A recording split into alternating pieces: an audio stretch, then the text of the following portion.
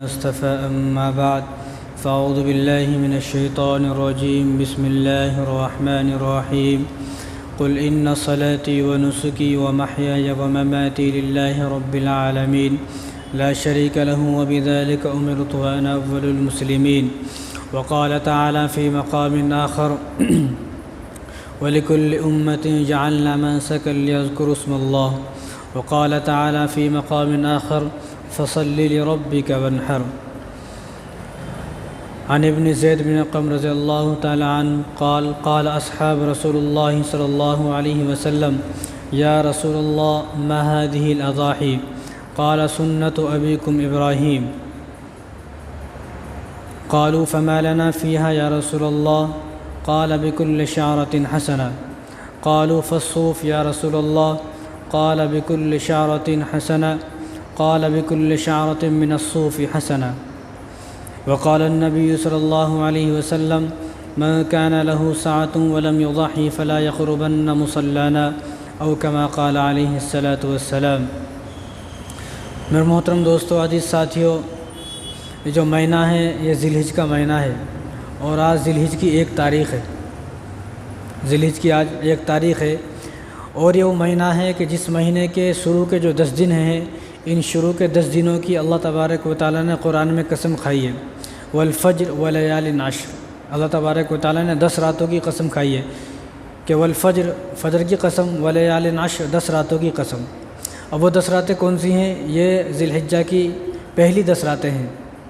اور یہ جو پہلی ذی الحجہ کے جو 10 دن ہیں یہ بڑے فضیلت والے اور بڑے مبارک دن ہیں. کیوں ہیں مبارک والے دن، فضیلت والے دن کیوں ہیں، برکت والے دن کیوں ہیں؟ کیونکہ ان 10 دنوں میں بہت ساری عبادتیں ایک ساتھ جمع ہو گئی. قربانی کی عبادت انہی 10 دنوں میں ہے، عید کی نماز انہی 10 دنوں میں ہے، روزے انہی 10 دنوں میں ہے، حج انہی 10 دنوں میں ہے. تو اتنی ساری چیزیں ان 10 دنوں میں جمع ہو گئی. تو نبی کریم صلی اللہ علیہ وسلم نے، بخاری شریف کی روایت ہے، عبداللہ بن عباس رضی اللہ تعالیٰ عنہ اس کا راوی ہیں، فرماتے ہیں کہ نبی کریم صلی اللہ علیہ وسلم نے ارشاد فرمایا کہ پورے سال میں کوئی دن اللہ تبارک و تعالیٰ کو اتنے زیادہ محبوب نہیں ہے کہ جتنے دن یہ ذی الحجہ کے 10 دن اللہ تعالیٰ کو محبوب ہے. یہ جو 10 دن ہے یہ اللہ تبارک و تعالیٰ کو اتنے محبوب ہیں کہ پورے سال میں کوئی دن اتنا محبوب نہیں ہے. اور ان 10 دنوں میں کیا ہوا عمل اللہ تبارک و تعالیٰ کو اتنا زیادہ محبوب ہے کہ دوسرے 10 دنوں میں، رمضان کے علاوہ ان دنوں میں نیک عمل کیا ہوا اللہ تعالیٰ کو اتنا محبوب نہیں ہے جتنا ان 10 دنوں میں عمل اللہ تبارک و تعالیٰ کو محبوب ہے. کیونکہ اس میں بہت ساری عبادتیں جو ہے ایک ساتھ جمع ہو گئی ان 10 دنوں میں. اسی لیے اللہ تبارک و تعالیٰ نے ان 10 راتوں کی، ان 10 دنوں کی قسم کھائی ہے والفجر ولیال عشر، کہ 10 راتوں کی قسم. کہ اب ان کی فضیلت کیا ہے؟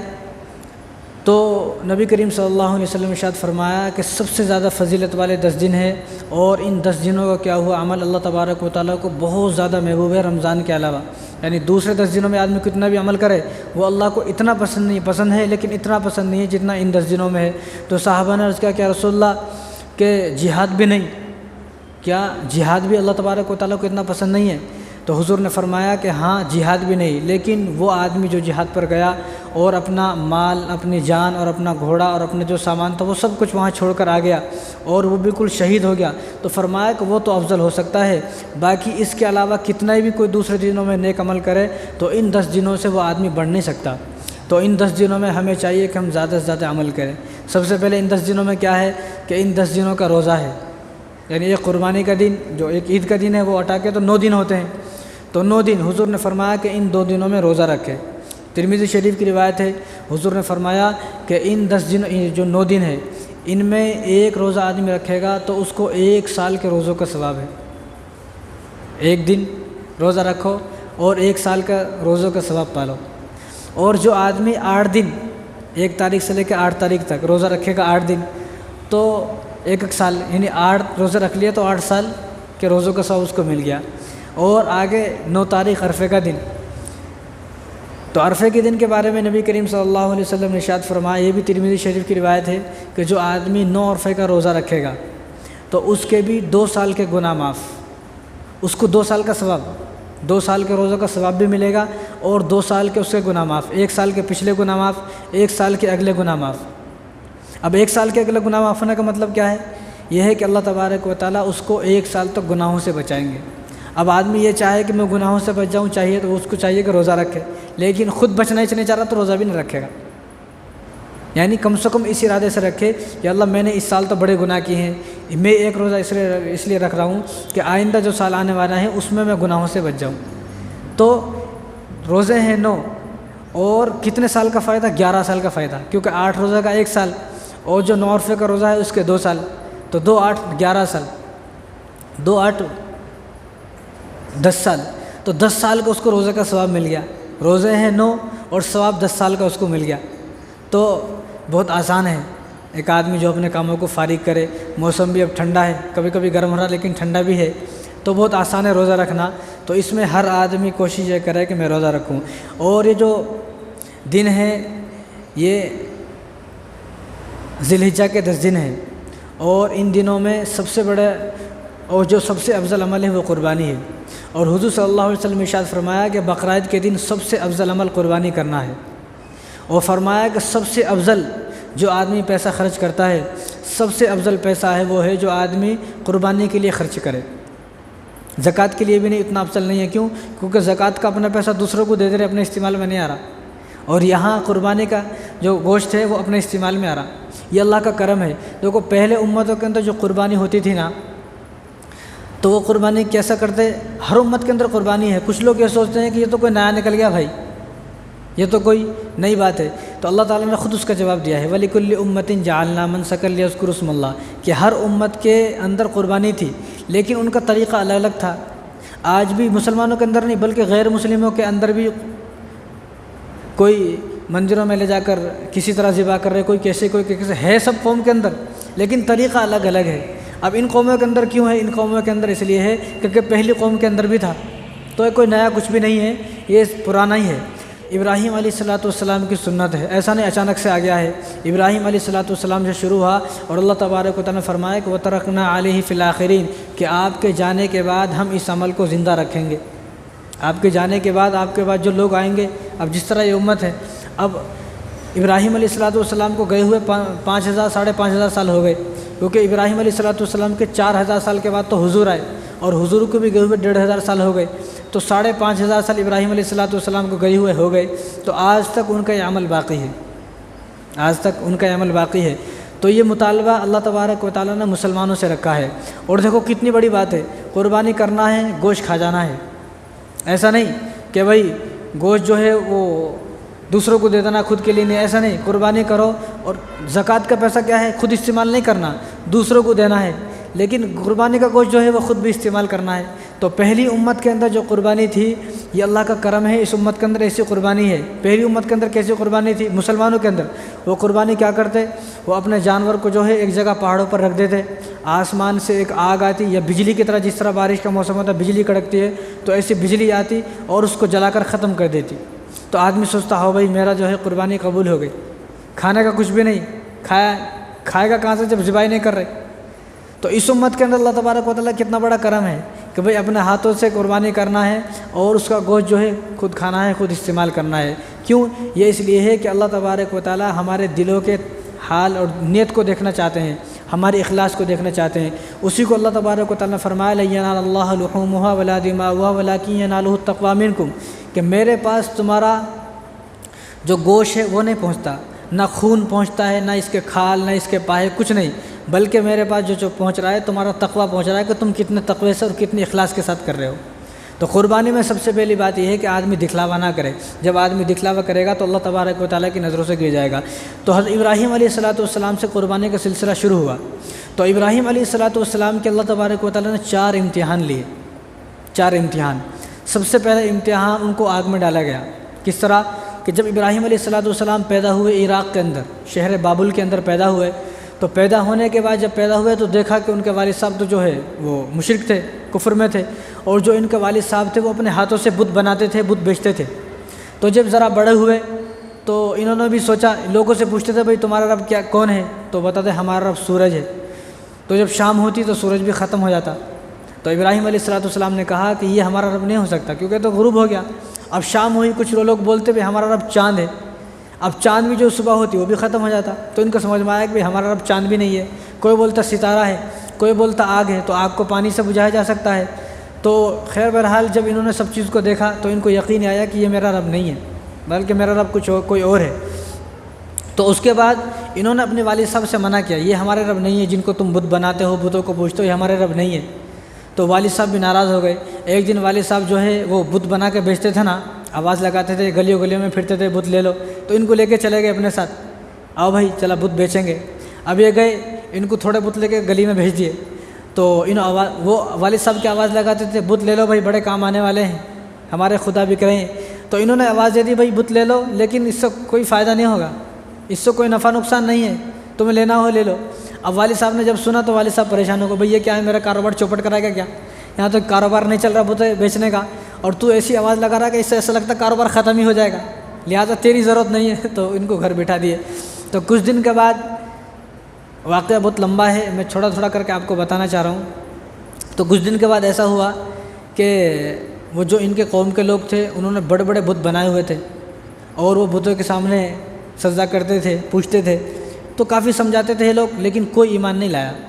اور ان کے اوپر جو ایمان لائے وہ ان کی بیوی ایمان لائی، اور حضرت لوط علیہ السلام ان کے بھتیجے تھے بس۔ اور اس کے بعد جب حضرت حاجرہ ساتھ آئی تو حضرت حاجرہ بھی ان پر ایمان لائی، صرف 4 آدمی ایمان لائے ایک زمانے تک، بہت کوشش کرنے کے بعد صرف 4 آدمی ایمان لائے۔ تو انہوں نے بہت سارے بت بنائے ہوئے تھے، وہ بتوں کو پوجتے تھے۔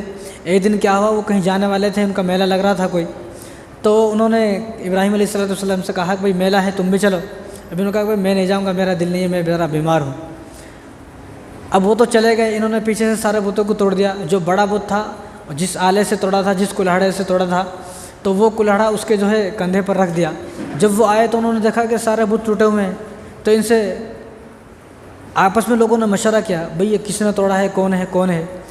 تو اللہ تبارک و تعالیٰ نے اسی کو فرمایا، قالوا سمعنا فتى يذكرهم يقال له ابراہیم، کہ اس میں سے ایک آدمی تھا، اس نے کہا کہ ہاں ایک نوجوان ہے جس کا نام ابراہیم ہے، انہیں ہمارے بتوں کو غلط سلط بولتا ہے، اور وہ بولتا ہے کہ بتوں کی پوجا مت کرو، ہو سکتا ہے اس نے توڑا ہے۔ اب ان کو بلائے ابراہیم علیہ السلام کو۔ تو ابراہیم علیہ السلام سے جب ان کے بارے میں پوچھا یہ کس نے توڑا ہے، تو انہوں نے یہ نہیں کہا کہ میں نے توڑا ہے یا میں نے نہیں توڑا، بلکہ انہوں نے یہ کہا کہ بھئی جس آلے سے توڑا ہے، جس چیز سے توڑا ہے وہ اس کے کندھے پر ہے، لہٰذا اس سے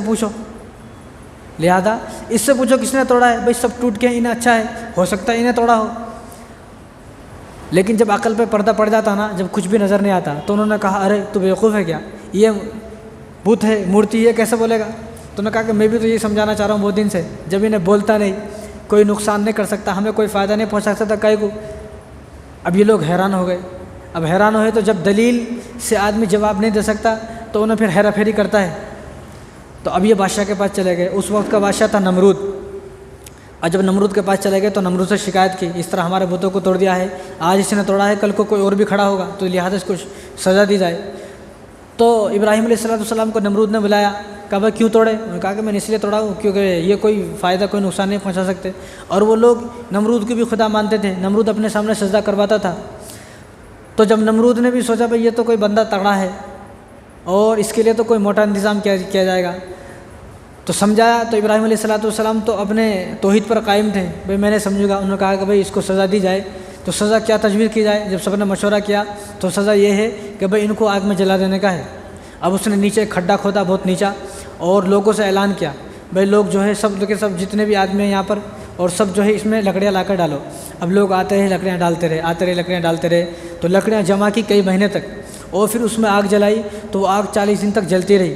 جب وہ آگ بالکل تیز ہو گئی تو ابراہیم علیہ السلام کو جو ہے اس میں ڈالنے کے لیے جب ارادہ کیا کیسے ڈالنا، اب لوگ حیران تھے، کیونکہ وہ آگ ایسی تھی، آگ یہاں جل رہی تھی لیکن اوپر 3 کلومیٹر تک وہ آگ جا رہی تھی، کیونکہ اس کے اوپر سے اگر کوئی پرندہ بھی گزرتا انہیں بھی جل بھن کے نیچے گر جاتا۔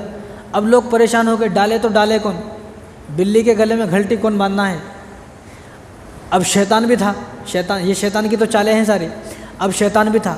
اب شیطان نے سوچا اگر ان کے ذہن میں یہ بات نہیں آئی کیسا ڈالنا ہے، تو ابراہیم علیہ السلام سے بچ جاتے اور ان کو کیسا بھی ڈلوانا ہے۔ تو شیطان فوراً انسان کی شکل میں آیا اور ان کو کہا کہ تم ایسا کرو، ایک منجنیق بناؤ، جیسا گلیل رہتی نا یوں مارتے، ایسا گلیل کا سر کا ایک بناؤ، اس میں بٹھا کے ان کو چھوڑ دو۔ اب ان کے عقل میں آ گیا بھئی یہ بندہ کون ہے، تو بندہ بڑا تگڑا ہے جو ایسی بات بول رہا ہے۔ تو انہوں نے ایسے ہی بنایا۔ جس آدمی نے وہ بنایا تھا اس آدمی کا نام تھا ہیزن، جس آدمی نے وہ بنایا تھا اس آدمی نے بنا دیا۔ بنانے کے بعد ابراہیم علیہ السلام کو اس میں بٹھا کے جیسا آگ میں ڈالا تو یہ آدمی جو بنانے والا تھا ہیزن فوراً زمین میں دھس گیا، اور حضور نے فرمایا قیامت تک یہ آدمی زمین میں دھستا رہے گا۔ جس نے بنایا نبی کو ہلاک کرنے کے لیے چیز بنائی ہے نا، تو اللہ تبارک و تعالیٰ اس کو ایسا کیسا چھوڑ دیں گے۔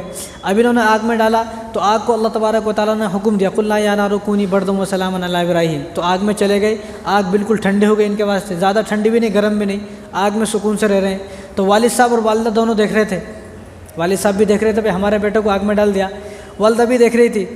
تو والد صاحب تو ایمان نہیں لائے، والد صاحب تو خاموش رہے، لیکن علامہ ابن کثیر رحمۃ اللہ نے لکھا ہے کہ والدہ نے کہا کہ بیٹا تیرا رب تو بڑا اچھا ہے، تیرا رب تو ضرور قوت والا ہے، جو تو کہتا ہے وہی بات حق ہے، وہی بات سچ ہے، لہذا تیرا رب اچھا ہے، لہذا میں اس آگ میں تجھ سے ملنا چاہتی ہوں، مجھے اپنے پاس بلا۔ تو علامہ ابن کثیر رحمۃ اللہ علیہ نے لکھا کہ آگ میں ان کی ماں چل کر گئی۔ اب ہم لوگ کیا سنتے ابراہیم علیہ السلام تھے، لیکن نبی جس کو چاہے وہ بھی آ سکتا ہے۔ تو ابراہیم علیہ السلام نے اپنی والدہ کو بلایا، ان کے والدہ کا نام ہے میلا، تو والدہ بھی اس آگ میں چل کر گئی اور ابراہیم علیہ السلام کو گلے سے لگایا، ان کو جو ہے ان کے ماتھے پر پیشانی پر بوسہ دیا اور وہاں پر چل کر آ گئی۔ لوگ دیکھ کے حیران ہو گئے، ان کی ماں بھی آگ میں گئی تو آگ نے کوئی اثر نہیں کیا۔ تو لہذا سب نے دیکھا لیکن کوئی ایمان نہیں لایا، یہ پہلا امتحان تھا۔ تو آگ میں سے آ گئے، آنے کے بعد راستے میں ایک جگہ جا رہے تھے تو ایک بادشاہ نے ان کو پکڑ لیا۔ وہ بادشاہ ایسا تھا کہ جس کے ساتھ اس کی بیوی ہوتی تو وہ اس سے ہم بستری کرتا، اس سے زنا کرتا۔ تو جب راستے میں جا رہے تھے، راستے میں ان کو معلوم ہوا، اور ان کے ساتھ ان کی بیوی حضرت سارہ تھی، تو ان کو معلوم ہوا کہ یہاں پر ایسا بادشاہ ہے، لیکن اس بادشاہ کی ایک خاصیت تھی کہ وہ دیکھتا اگر کسی کے ساتھ اس کی بہن ہے تو اس کو کچھ بھی نہیں بولتا، اس کو جانے دیتا۔ کم سے کم اور بادشاہ کے اندر اتنی شرم تو تھی، آج تو اتنی شرم بھی نہیں ہے، آج تو اتنی شرم بھی نہیں ہے۔ تو ابراہیم علیہ السلام نے کہا کہ بادشاہ ہے، بیوی سے کہا سارہ سے کہ بادشاہ ہے، تو بادشاہ جب تم سے پوچھے گا تم بولنا میں تیرا بھائی ہوں، کیونکہ دین کے اعتبار سے تو سارے مسلمان آپس میں بھائی بھائی ہیں۔ جب مجھ سے بولے گا تو میں بول دوں گا میری بہن ہے۔ جب بادشاہ کو معلوم ہوا یہ بہن ہے تو بادشاہ کو کچھ ایسے حالات آئے، ابھی تک وقت نہیں ہے، تو وہ جب اس نے حضرت سارہ پہ جو ہے ہاتھ ڈالنے کی کوشش کی تو وہ زمین میں دھس گیا۔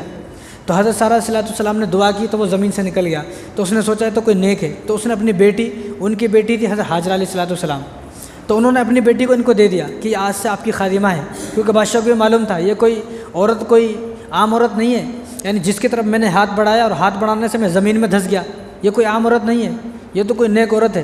تو وہ خوش ہوا اور بادشاہ نے جو ہے اپنی بیٹی حضرت حاجرہ علیہ السلام کو ان کو دے دیا کہ بھئی تم ان کو لے کر جاؤ، تمہاری خادمہ ہے۔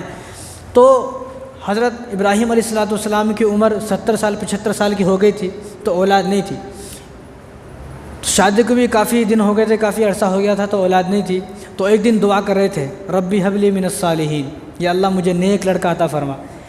تو حضرت سارہ نے سن لیا، جب حضرت سارہ نے سنا تو بھی مایوس ہو گئی کہ ہم سے اتنے دن ہو گئے شادی کو، بچہ نہیں ہے، تو کیا کرنا چاہیے؟ تو انہوں نے کہا کہ میری جو یہ غلام ہے حضرت حاجرہ علیہ السلام جو میری غلام ہے، آپ ایسا کرو ان سے شادی کر لو، ہو سکتا ہے ان سے بچہ ہو جائے۔ تو شادی ہو گئی ابراہیم علیہ السلام کی حضرت حاجرہ سے۔ جب شادی ہو گئی، شادی ہونے کے بعد فرشتے آئے اور فرشتوں نے اللہ تبارک و تعالیٰ کی طرف سے خوشخبری دی، فبشرناہ بغلام حلیم، کہ اللہ تبارک و تعالیٰ نے آپ کو خوشخبری دی ہے کہ آپ کے یہاں ایک بیٹا ہوگا۔ تو اس کے بعد اللہ تبارک و تعالیٰ نے حضرت اسماعیل علیہ السلام کی جو ہے ابراہیم علیہ السلام کے گھر میں پیدائش ہوئی۔ جو ابراہیم علیہ السلام کے گھر میں جب اسماعیل علیہ السلام پیدا ہو گئے تو اللہ تبارک و تعالیٰ کی طرف سے حکم آیا کہ ان دونوں کو جنگل اور بیابان میں چھوڑ کر آ جاؤ۔ ربنا انی اسکنت من ذریتی بواد غیر ذی زرع عند بیتک المحرم، کہ ایسی جگہ پر جہاں پر کوئی گھر نہ ہو، کوئی درخت نہ ہو، کوئی پانی نہیں، کہیں کھانے کا سامان نہیں، کوئی قافلہ نہیں، قبیلہ کچھ نہیں، وہاں چھوڑ کر آ جاؤ۔ یہ دوسرا امتحان تھا۔ پہلا امتحان آگ میں ڈالنے کا، دوسرا امتحان کیا ہے کہ بچوں کو جو ہے جنگلوں میں چھوڑ کر آ جاؤ۔ اب فلسطین میں رہتے ہیں آپ، کیونکہ آپ کو آگ میں ڈالنے کے بعد آگ میں کہاں ڈالا؟ عراق کے اندر سے جب آگ میں ڈالا، آگ میں سے نکل کے تو آپ فلسطین ہجرت کر کے آ گئے تھے۔ اب فلسطین سے ان کو چھوڑنے آئے مکے کے اندر، تو مکے کے اندر کو چھوڑ دیا۔ جب چھوڑ کر جہاں پر آج بیت اللہ شریف ہے یہاں پر چھوڑا، کن کو؟ حضرت حاجرہ کو اور اپنے بیٹے اسماعیل علیہ السلام کو، دونوں کو چھوڑا، جانے لگے۔ جب جانے لگے تو بیوی نے کہا کہ آپ ہمیں اس جنگل میں کہاں چھوڑ کر جا رہے ہوں؟ تو بیوی نے کئی مرتبہ پوچھا، اللہ تبارک و تعالیٰ کی طرف سے حکم یہ تھا کہ آپ کو خاموش رہنا ہے، بولنا نہیں ہے۔ تو خاموش رہے۔ تو بیوی نے خود کہا کہ کہیں یہ اللہ تعالیٰ کا حکم تو نہیں ہے؟ انہوں نے ہاں میں سر ہلایا کہ ہاں اللہ کا حکم ہے۔ انہوں نے کہا کہ ٹھیک ہے، جب اللہ کا حکم ہے تو ہمارے کام بنانے والا، ہمارا کارساز اور مشکل کشا اللہ ہے۔ تو وہ چلے گئے، اور یہاں پر جو ہے چند کھجوریں تھیں ان کے پاس، چند تھوڑا بہت پانی تھا، وہ پانی ختم ہو گیا۔ کھجور جب ختم ہو گئی تو بچہ ادھر تڑپنے لگا۔ اسماعیل علیہ السلام 6 مہینے تک کے تھے۔ جب ادھر تڑپنے لگے تو حضرت حاجرہ علیہ السلام صفا مروہ میں جو آج حاجی دوڑ لگاتے ہیں، تو وہاں پر انہوں نے 7 چکر لگائے۔ جب 7 چکر پورے ہو گئے، اس کے بعد جبرائیل علیہ السلام آئے، تو جبرائیل علیہ السلام نے اپنا پر مارا۔ کہاں پر؟ جہاں پر اسماعیل علیہ السلام کے پیر مبارک لگے ہوئے تھے، وہاں پر مارا، وہاں سے پانی نکلا۔ جب وہاں سے پانی نکلا تو اسی پانی کو جو ہے انہوں نے آڑ لگائی اور اسی پانی کو پیا وہاں پر۔ تو اسی طرح وہاں پر قافلے آتے گئے، لوگ جو ہے وہاں پر ایک بستی بن گئی، لوگ بڑھتے گئے اور بہت سارے لوگ وہاں جمع ہو گئے، ایک پورا قافلہ بن گیا، پوری ایک بستی بن گئی۔ تو چند سال کے بعد جب ابراہیم علیہ السلام فلسطین آ گئے اور اسماعیل علیہ السلام 13 سال کا ہو گئے، 12 یا 13 سال کا ہو گئے، تو جو اللہ تبارک و تعالیٰ کی طرف سے آپ کو خواب آیا۔ خواب کب آیا؟ 8 ذی الحجہ کو خواب آیا کہ آپ اپنے بیٹے کی قربانی کریں۔ تو وہ 8 ذی الحجہ کو جب خواب آیا تو ان کو یقین نہیں ہوا، ہو سکتا ہے کوئی ویسی خواب آیا ہو، تو ان کو خواب یقین نہیں ہوا۔ 9 ذی الحجہ کو پھر خواب آیا۔ جب 9 ذی الحجہ کو خواب آیا تو پھر سے یہی خواب آیا۔ تو 9 ذی الحجہ کے دن کو کیا بولتے ہیں؟ یوم العرفہ، یعنی پہچاننے کا دن۔ یعنی انہوں کو جب خواب آیا تو انہوں نے پہچان لیا کہ ہاں بھائی اللہ تبارک و تعالیٰ چاہتے ہیں کہ میری بیٹی کی قربانی کرنا ہے۔ 10 ذی الحجہ کو پھر خواب آیا، لیکن انہوں نے قربانی کی نہیں ابھی، نہ 8 کو کی نہ 9 کو۔ 10 ذی الحجہ کو پھر خواب آیا۔ جب 10 ذی الحجہ کو خواب آیا تو ان کو پورا مکمل یقین ہو گیا کہ یہ خواب اللہ تبارک و تعالیٰ کی طرف سے ہے، اور نبی کا خواب جو ہوتا ہے وہ بھی وہی ہوتا ہے۔ یعنی جس طرح جبرائیل صلی اللہ علیہ وسلم نبی کے پاس وہی لے کر آتے ہیں، اسی طرح نبی کو کوئی خواب دکھ جائے، یعنی نبی کو شیطان خواب نہیں دکھا سکتا، نہ نبی کے خواب میں شیطان آ سکتا ہے، نبی کا خواب بھی وہی ہوتا ہے۔ جب ان کو تیسرے دن خواب آ گیا کہ ابراہیم علیہ السلام کی قربانی کرنا ہے، تو اب فلسطین سے چلے ہیں، ابراہیم علیہ السلام کو قربانی کرنا ہے اپنے بیٹے کی۔ اب خواب کہاں آیا؟ فلسطین میں آیا، اور 12 سال ہو گئے، بیچ بیچ میں جاتے رہے ایسا نہیں، بلکہ 12 سال ہو گئے، اور 12 سال کا بچہ بڑا ہو گیا، اور بچے کے پاس جو ہے ماں ہے اکیلی، والد صاحب نہیں ہے، اور ماں نے خدمت کی ہے، اور ماں نے جو ہے ایسی پرورش کی ہے۔ جب فلسطین میں خواب آیا، فلسطین سے چل رہے ہیں مکے کے اندر، کہاں جا رہے ہیں؟ بیٹے کو ذبح کرنا ہے۔ اور جب آئے تو والدہ سے کہا کہ ان کو تیار کریں ذرا، میں کہیں لے کے جا رہا ہوں ان کو۔ تو وہ اپنا سامان جو تھا، چھری وغیرہ، رسی وغیرہ بغل میں دبا کے چل دیے، اور جب ذبح کرنے کے لیے چل دیے، ابھی بتایا نہیں، خالی چل دیے وہاں پر، تو شیطان کو یہ بات ہضم نہیں ہوئی، شیطان کو یہ بات ہضم نہیں ہوئی۔ شیطان آیا کن کے بعد؟ حضرت حاجرہ کے پاس، کہ تمہیں پتہ ہے تمہارے بیٹے کو کہاں لے جا رہے ہیں؟ انہوں نے کہا کہ وہ اپنے ایک دوست کے یہاں پر گئے ہیں دعوت میں۔ انہوں نے کہا نہیں ایسا نہیں، وہ اپنے بیٹے کو ذبح کرنے لے کے جا رہے ہیں۔ انہوں نے کہا کہ تو بیوقوف ہے کیا؟ کبھی ایسا ہوا ہے کہ کوئی باپ اپنے بیٹے کو ذبح کرے؟ اب شیطان بھی حیران تھا، تو شیطان نے یہ کہا کہ وہ یہ کہتے ہیں کہ اللہ کا حکم ہے۔ کیا کہتے ہیں؟ اللہ کا حکم ہے۔ تو اب حضرت حاجرہ علیہ السلام کا جملے سنو آپ۔ انہوں نے کہا کہ اللہ کا حکم ہے، انہوں نے مجھے بتایا نہیں، اگر مجھے بتاتے تو میں بھی ساتھ میں چلتی، میں بھی ہاتھ پیر پکڑتی، وہ ذبح کرتے۔ آج کی عورت ایسا بول سکتے کیا؟ آج کی عورت تو گالیاں دیتی۔ تو یعنی کیسی تربیت تھی ان کی۔ انہوں نے کیا کہا کہ مجھ سے غلطی ہو گئی، انہوں نے مجھے بتایا نہیں، اگر مجھے بتاتا تو میں بھی ساتھ میں جاتی، دونوں جو ہے مل بانٹ کر جو ہے دونوں پکڑ کر ذبح کراتے ان کو۔ اب شیطان مایوس ہو گیا، یار یہاں تو ڈالنے کے لیے۔ اب شیطان اسماعیل صلی اللہ علیہ وسلم کے پاس آیا کہ بچے تجھے پتہ ہے کہاں لے کے جا رہے ہیں؟ انہوں نے کہا کہ ہم لوگ دوست کے پاس جا رہے ہیں، کیونکہ ابھی اسماعیل صلی اللہ علیہ وسلم کو بھی نہیں معلوم ہے کہاں جا رہے ہیں۔ تو شیطان نے کہا کہ تمہیں ذبح کرنے لے کے جا رہے ہیں۔ تو انہوں نے بھی کہا کہ بیوقوف ہے کیا، کوئی باپ اپنے بیٹے کو ذبح کرتا؟ اب شیطان نے پھر سے یہی کہا کہ یہ کہتے ہیں کہ اللہ کا حکم ہے۔ انہوں نے کہا کہ اللہ کا حکم ہے تو بہت اچھا ہے، اگر میں ذبح ہو جاؤں گا تو مجھے اس دنیا سے بہتر جنت ملے گی، اچھا ہی ہے۔ اب شیطان پریشان ہو گیا، اب ماں کے پاس سے بھی مایوس ہو گیا، بیٹے کے پاس سے بھی مایوس ہو گیا۔ اب شیطان کس کے پاس آیا؟ ابراہیم علیہ السلام کے پاس۔ انہوں نے کہا کہ تم یہ کیا کر رہے ہو، یہ تو ظلم ہے، یہ تم کیا کر رہے ہو؟ تو ابراہیم علیہ السلام تو نبی تھے اس وقت، انہوں نے پہچان لیا، تو انہوں نے 7 کنکریاں ماری، ایک جگہ پر 7 کنکریاں ماری مینا کے اندر، دوسری جگہ 7 کنکریاں ماری، تیسری جگہ 7۔ وہ 3 مرتبہ کنکریاں مارنا اتنا پسند آیا، یہ اللہ کا حکم نہیں تھا اس وقت کہ کنکری مارو، لیکن انہوں نے اپنی طرف سے کنکری ماری۔ تو یہ ان کا عمل اللہ تبارک و تعالیٰ کو اتنا پسند آیا، اب قیامت تک جتنے لوگ حج کریں گے سب کو حکم یہ ہے کہ 3 جگہ پر کنکریاں مارو۔ کتنے لوگ اس بات سے صرف مرتد ہو گئے مسلمان، کہ ان کو یہ بات سمجھ میں نہیں آ رہی، بھائی وہاں شیطان نے یہ کنکری کائی کو مار رہے ہیں، اور بھائی ہم کنکری اس لیے مار لیں کہ اللہ کا حکم ہے، اور کنکری اس لیے مار رہے ہیں کہ یہ رسول اللہ کا جو ہے رسول اللہ کا حکم ہے، حضور نے فرمایا کنکری مارو، حضور نے کنکری ماری، ابو بکر اور عمر عثمان علی نے کنکری ماری، تو ہم بھی کنکری مار رہے ہیں، بات ختم۔ ہمیں اس بات سے کوئی مطلب نہیں کیوں مار رہے ہیں، کس لیے مار رہے ہیں، ہمیں اس بات سے کوئی مطلب نہیں، بس ہمارے اللہ کا حکم ہے، اب ہمارے حضور نے کنکریاں ماری، ہمیں بھی کنکریاں مارنا ہے۔ تو ان کا کنکری مارنا پسند آیا۔ اب وہاں چلے گئے مقام نہر، جہاں آج حاجی لوگ جو قربانی کرتے ہیں، اس جگہ کا نام ہے مقام نہر مینا کے اندر۔ تو وہاں پر جہاں پر انہوں نے قربانی کی، وہیں پر آج بھی قربانی ہوتی ہے۔ تو جب وہاں چلے گئے اور اب بتایا بیٹے کو، فلما بلغ معه السعي قال يا بني اني ارى في المنام، اے بیٹے میں نے ایک خواب دیکھا ہے، میں تجھے ذبح کر رہا ہوں۔ انی ارى في المنام انی اذبحك فانظر ماذا ترى، تو یہ بتا تیری رائے کیا ہے۔ اب دیکھو بچہ کتنا ہے، 10-12 سال کا ہے، لیکن ماں نے ایسی تربیت کی ہے کہ بچہ نے کیا کہا، قال يا ابت افعل ما تؤمر، کہ لہٰذا جب آپ کو یہ خواب دکھا ہے والد صاحب، آپ ایسا کریں، جلدی کریں، آپ جلدی کریں، کہیں ایسا نہ ہو شیطان ہمیں بھٹکا دے یا میں اپنے وعدے سے پیچھے ہٹ جاؤں، آپ ایسا کریں، جلدی کریں۔ قال یا ابت افعل ما تؤمر ستجدنی ان شاء اللہ من الصابرین، کہ میں بھاگوں گا نہیں، آپ یہ سوچ رہے ہو میں بھاگ جاؤں گا، بھاگوں گا نہیں، آپ جلدی کریں۔ یعنی ماں نے کیسی تربیت کی ہے۔ آج اگر والد صاحب بیٹے کو صرف ایک گلاس پانی لاؤ بولتے تو انہیں ناراض ہو جاتا، تھوڑا اگر کام کو بولتے تو یہ ناراض ہو جاتا، اتنا کام کرنے کے لیے تیار نہیں ہے والد صاحب، حالانکہ جن کے کام کرنے پر جنت ملے گی، جن کی خدمت پر جنت کے دروازے کھلیں گے، اور جن کی خدمت پر اللہ تبارک و تعالیٰ راضی ہوں گے، ان کی خدمت کرنے تیار نہیں ہے۔ اور یہاں یہ کیا فرما رہے ہیں، قال یا ابت افعل ما تؤمر، والد صاحب آپ ایسا کریں، جلدی کریں، میں بھاگوں گا نہیں، ما تؤمر ستجدنی ان شاء اللہ من الصابرین، آپ مجھے صبر کرنے والے میں سے پائیں گے، میں یہی رہوں گا، میں بھاگوں گا نہیں۔ اب انہوں نے جو ہے ان کو لٹا دیا اور ذبح کرنے کے لیے چھری کو پہنا لیا، جیسے چھری کو کاٹ رہے ہیں تو گردن نہیں کٹ رہے ہیں، کیونکہ اللہ تعالیٰ کی طرف سے حکم ہے کہ اس وقت آگ کو ٹھنڈا کیا، آج چھری جو ہے حملہ نہیں کرے گی، یعنی چھری جو ہے ذبح نہیں کرے گی، چھری کو حکم اللہ تبارک و تعالیٰ کی طرف سے یہ کہ چھری کو چلنا نہیں ہے، تو واقعہ لمبا ہے۔ تو جب ذبح کیا تو ابراہیم علیہ السلام چھری چلا رہے ہیں، آنکھ کھلی ہوئی تھی، تو اسماعیل علیہ السلام نیچے لیٹے، انہوں نے کہا کہ والد صاحب آپ ایسا کریں، بجان آپ اپنی آنکھوں پہ پٹی باندھ لیں، ہو سکتا ہے آپ کی آنکھ کھلی ہوئی ہے، آپ کی آنکھ اور میری آنکھ آپس میں ٹکرا رہی ہیں، اور آپ کو ترس آ رہا ہے، آپ کو مجھ پر رحم آ رہا ہے، اسی رحم کی وجہ سے چھری نہ چل رہی ہو، تو انہوں نے اپنی آنکھوں پر پٹی باندھ لی، اور انہوں نے کہا کہ میری آنکھوں پر بھی پٹی باندھ دے، اور انہوں نے اپنا کرتا اتارا، کہا کہ میرے اس کرتے کو ایک طرف رکھیں، اور یہاں سے جانے کے بعد آپ جو ہے میری والدہ کو یہ کرتا دے دیں، میری یادگار رہے گی ان کے پاس، اور میری والدہ کو میرا سلام کہنا۔ یہ اسماعیل علیہ السلام کے الفاظ ہے، میری والدہ کو سلام کہہ رہا اور میرا کرتا والدہ کو دے دینا کہ میری یادگار تو رہے گی ان کے پاس۔ اب ادھر ذبح کر رہے ہیں، آنکھوں پر پٹی باندھ لی۔ اب اللہ تبارک و تعالیٰ نے حکم دیا، کیونکہ ان کو بھی نہیں معلوم ہے بھی کیا ہونے والا ہے۔